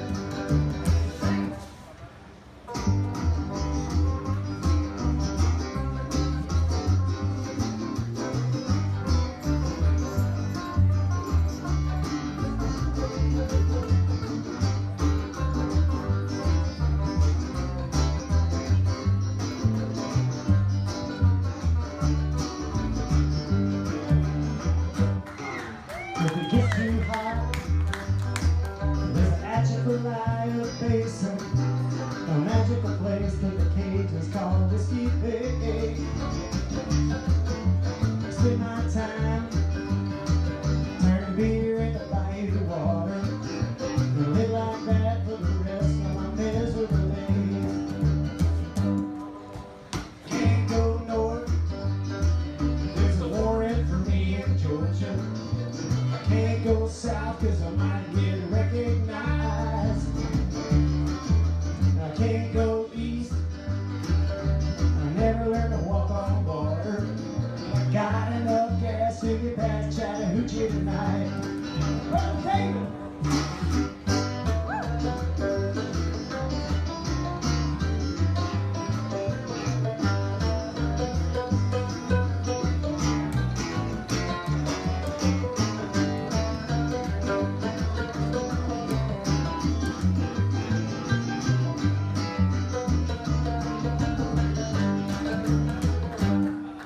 And if the water comes up on account of the global warming, I'll just head west until the desert hits the shore. Somewhere out there, between the coyotes and the cactus, I'll find me a place where I won't miss your face anymore. Can't go north, there's a warrant for me in Georgia. I can't go south cause I might get recognized. I can't go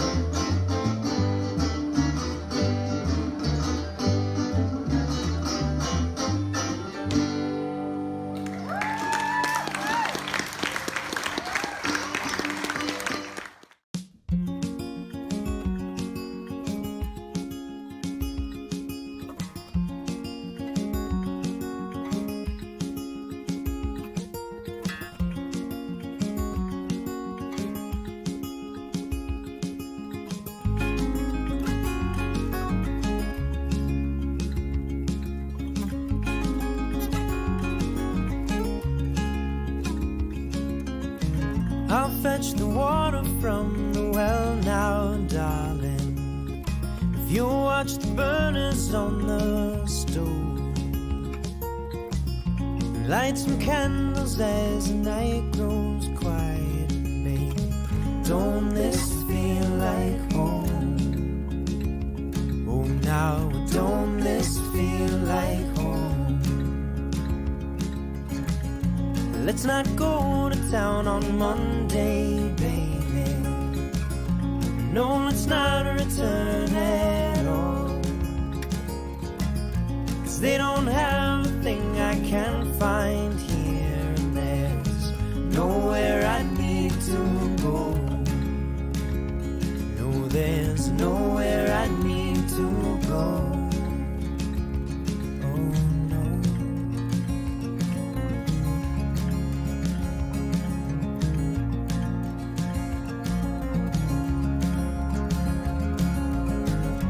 Won't you come a little closer? There is nothing you should fear.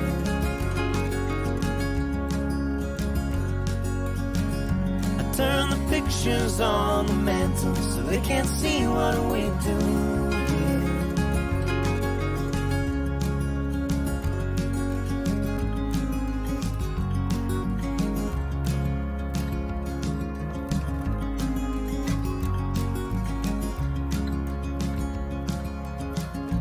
Wooden stairs up to the front door, baby, where the cracks we've known so well. But will the last you kiss my shoulder, saying, darling, that only time will tell. No, now only time will tell.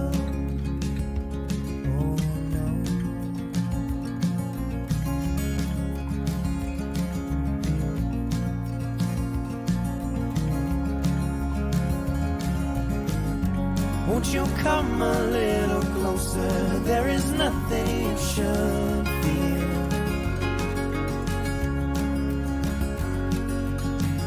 I turn the pictures on the mantle so they can't see what we do here.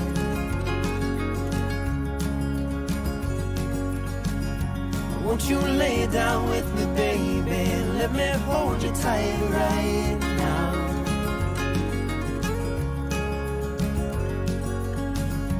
When you get that morning yearning, come and fill me with your sound.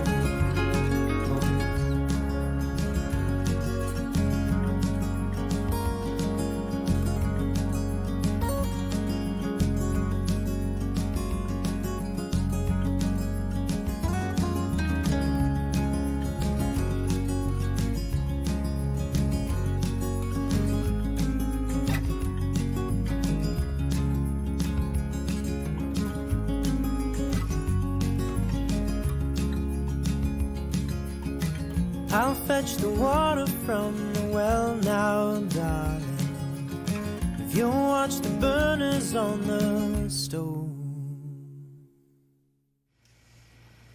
Once, long, long, long ago, there lived a young farmer and his wife who had the comforts of a wonderful home, but were very sad and very gloomy. They lived in a large thatched domicile with a beautiful open field where they had pastures of land to take care of sheep and cattle, but still they were very unhappy.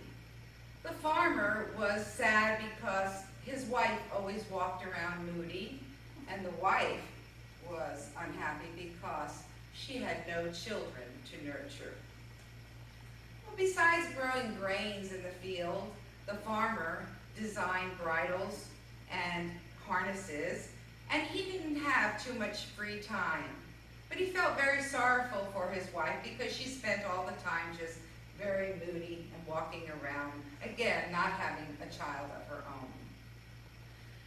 Well, time flew by, and after 10 barren years, the wife became very desperate and very angry, and she confronted one of the gods called Hercules. He was the most powerful god of thunder, and he was the Lithuanian nature god. Well, one midsummer night, big thunderstorm came in, and it rocked the very foundation of their home. In fact, the skies grew dark, and it was very turbulent. And what happened was, they looked up, and everything was all dark in there, and it was Perkunas, and he had come into the skies with his black stallions bellowing and screeching orders, and with his galloping horses, when the chariots struck the rocks, thunder and lightning struck. Perkunas was very angry. It looked like he was about to do some serious wrecking, like knock down several trees or maybe burn a whole forest. He had a very bad temper. A wife, she looked up at the turbulent skies, and she shook her fist and she said, "What's with you, Perkunas, you, the almighty God, the greatest God who can do anything or will anything, but will not send me a child? What's wrong with you? Shame on you for ignoring my wish." And Perkunas, he growled some more, and he struck the earth, and finally he and his storm went off in an easterly direction. Well, that night when the old woman there, the wife, she decided she would go to bed. She needed to let some water. So she pulled out the chamber pot and she sat on it.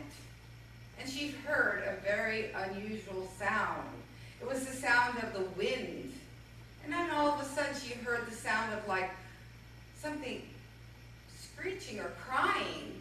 And she got up and she looked down, and lo and behold, in the chamber pot, there was this little tiny baby boy.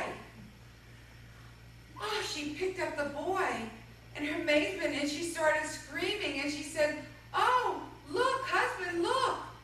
The baby was there. He had his little pink quivering arms just reaching out to her, and his wide mouth open, and she was crying, "Oh my God, Perkunas, look, look. I have a little boy. I have a baby boy." She was thrilled.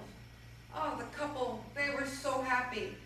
No infant could have been treated better than this child. Oh, she was like a doting Madonna. She anointed the baby with fragrant oils, and then she made fine linens to clothe him with that she had sewn herself. And that child, they never put that child down. They passed the child back and forth, and they named the child Bedukas, meaning little wind. And so Bedukas, he grew, and he grew into a little baby that was crawling all over, healthy little boy, all over the floor chasing the puppy. And soon he began to walk, and he began to talk. And then when he was about 4 years old, he began to assume the first job around the farm. He enjoyed that. He liked going out and taking a big flask of water to his father, who was out in the fields. And then a few more years later, he began to take the sheep and out into the pastures. It was the job of the very old or the very young to take them out into the pastures, and he loved that because he liked bringing them down into the river to drink the water, and that was enjoyable. And he grew up to be like any little typical boy. He loved to fish for pike. He used to wear his little hat askew over his blonde hair, and he loved climbing the birch trees and just that were swaying in the summer breezes. And his favorite thing was to pick cherries from the trees. The only thing is his parents noticed that when there was a breeze coming by, it kind of caught him off balance, and he kind of was a little bit scared. In fact, if a strong wind blew, he ran behind closed doors and to hide, as if he was afraid. Now, one year, the winter storm came in with a vengeance that they had never seen before. The icy Baltic Sea area was cold and the winds were cold that no man or beast could survive that winter without keep getting warm. And so what they did was they outfitted the boy into very warm clothes. They made him have boots that were made out of wolf pelts, a hat of mink, and a cloak that was made from lambskin. And he was so warm as a flea under a hound's tail. And he would just love going out there into the fields with the animals.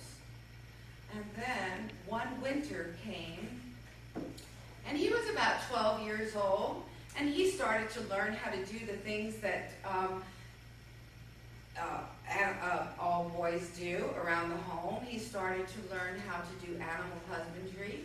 He also learned how to make linseed oil out of flax, which was used for the wood or for the leather. In fact, he became a great little companion to his father and wonderful to his mother. They were so proud of the achievement of their little 12-year-old. And the following winter solstice came. And with that came the icy gales of the Baltic Sea, and the storms blew in. And Vidukas was out in the pastures.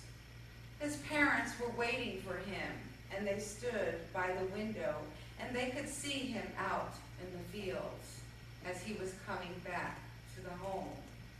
And they watched in horror, amazement, because as he was coming back, he was walking over the threshold, and just then a big storm picked up the wind and picked him up. And he began to bob around the yard like a little butterfly.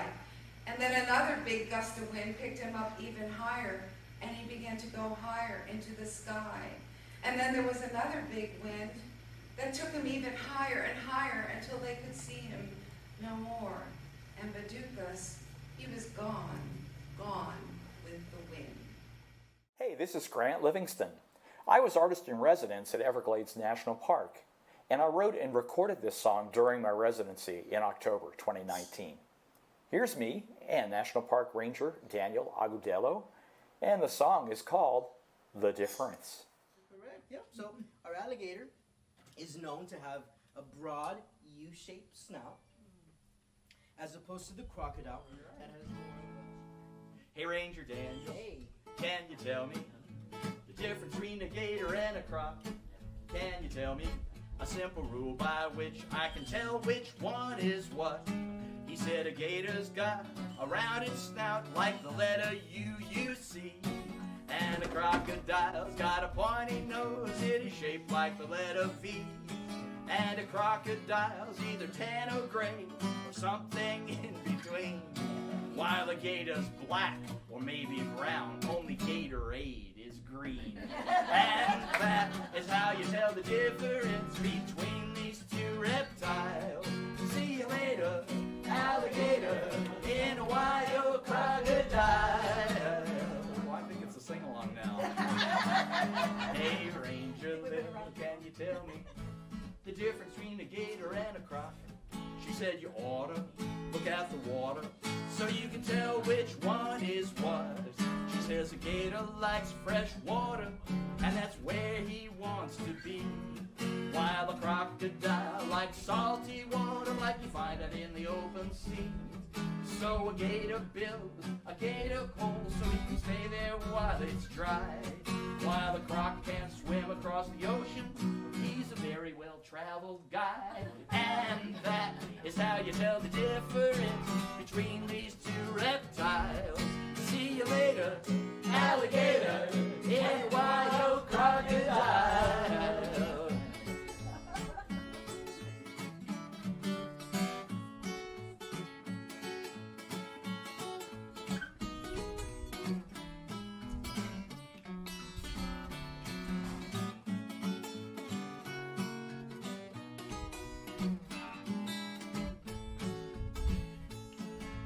stranger.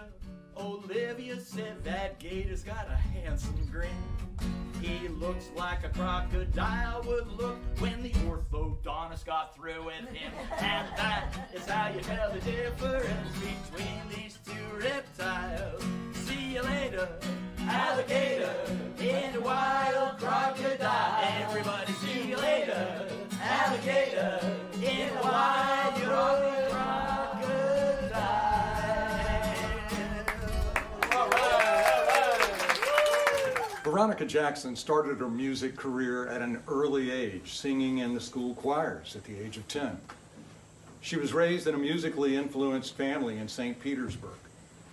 In her teens, her love for acoustic folk and R&B music grew as she followed such artists as Odetta, Dolly Parton, Sweet Honey in the Rock, Joan Baez, Ella Fitzgerald, and later, Diamond Teeth Mary, a blues performer who inspired many folk artists through her performances at the Florida Folk Festival. As an African-American woman, Veronica has combined the acoustic folk guitar with the history of her culture and has generated her own original, authentic, and exciting style of music, thrilling audiences across the U.S. and overseas.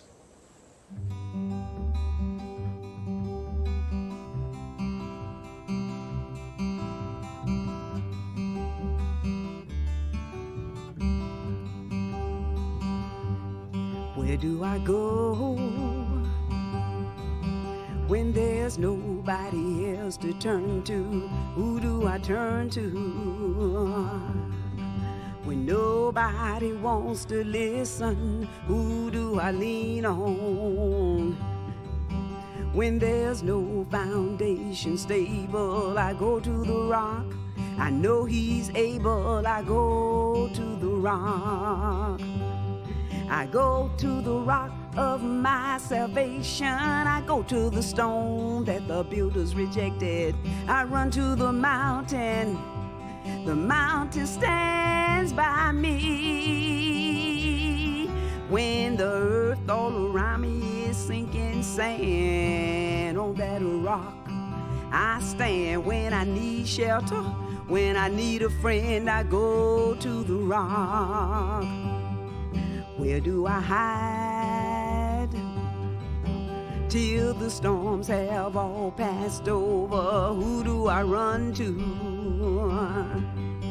when the winds of sorrow threaten? Is there refuge in the time of tribulation?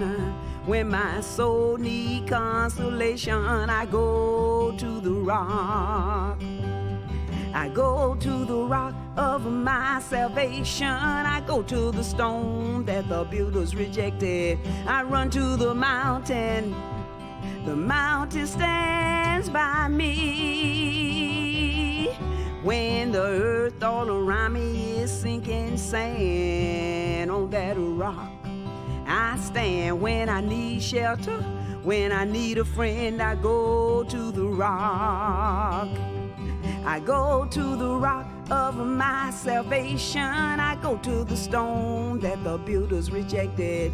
I run to the mountain stands by me.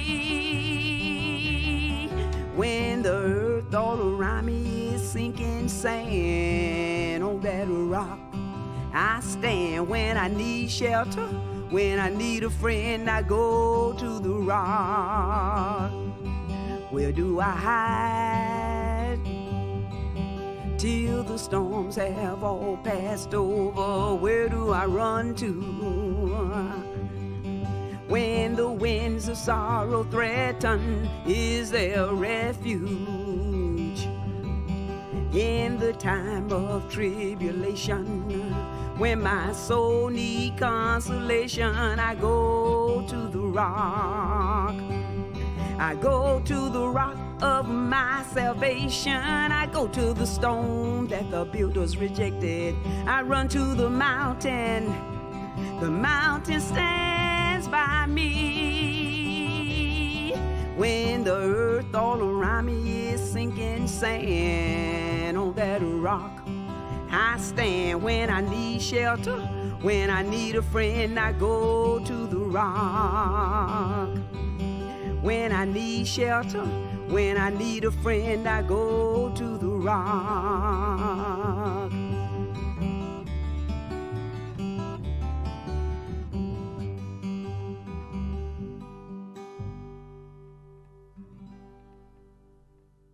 All right, Florida Folk Festival. We are Uncle Mosey, and we are really excited to be doing this kind of virtual thing for you this year. We're even more excited to see you out there next year. Here we go.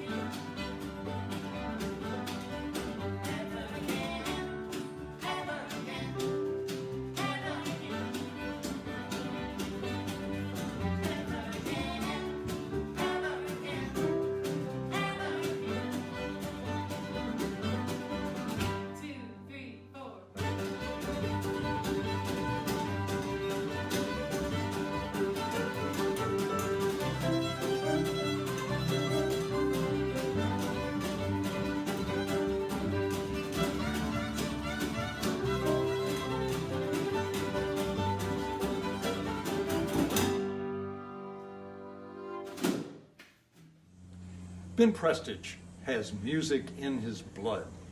His great-grandmother was a professional musician who toured the American vaudeville circuit opening shows for Al Jolson. His grandmother was a boogie-woogie pianist.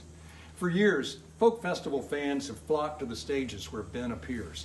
His multi-award-winning Deep South swamp music melds various blues styles, and his one-man band show has been seen from Beale Street in Memphis to countries around the world. Liable to knock them off, I'll tell you. He comes by his music honest because his great-grandmother was a vaudeville performer that used to open for folks like Al Jolson, and his grandmother was a boogie-woogie piano player, and he was raised in the swamps down in South Florida, and he calls his music deep South swamp music, and it's sort of a combination of joint blues, Delta blues, and blazing Piedmont blues. He's won all sorts of awards, and we're not going to have time to list them all here tonight. But he's got a good CD, brand new CD out called Live in Europe that he recorded over in the Netherlands and Germany, and he's got it here with him tonight, and you be sure to get one before you go home. How about making him welcome, Mr. Ben Prestige? All right, thank you.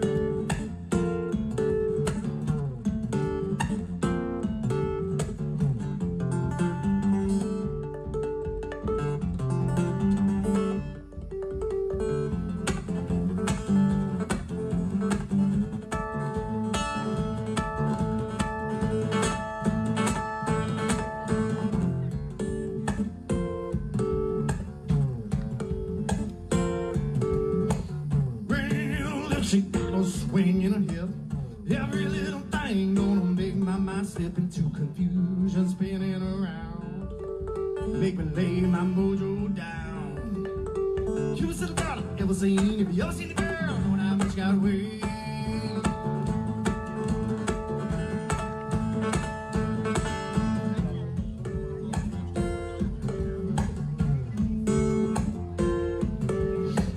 Disposition fits me like a glove I can't explain. Falling harder than a hurricane's driving rain on my heart. She's got a hold, got a lead on my soul. Cutest little girl I've ever seen. If you ever seen the girl, know how much got away.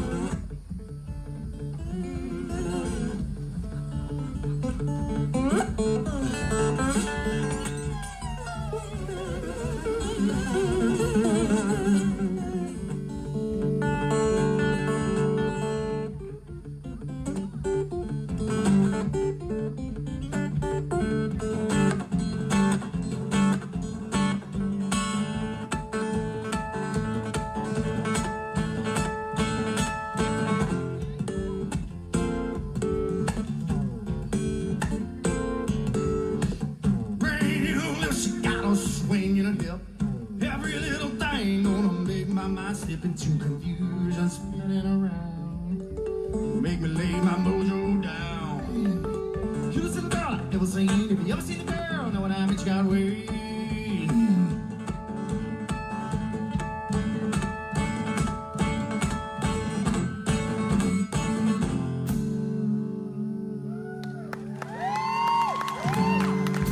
Thank you so much. The virtual 69th Annual Florida Folk Festival is brought to you by the Florida Park Service, Stephen Foster Folk Culture Center State Park, and the Stephen Foster Citizen Support Organization. Now join us tomorrow at 6 p.m. and you can discover more of the best of Florida's music, arts, and culture.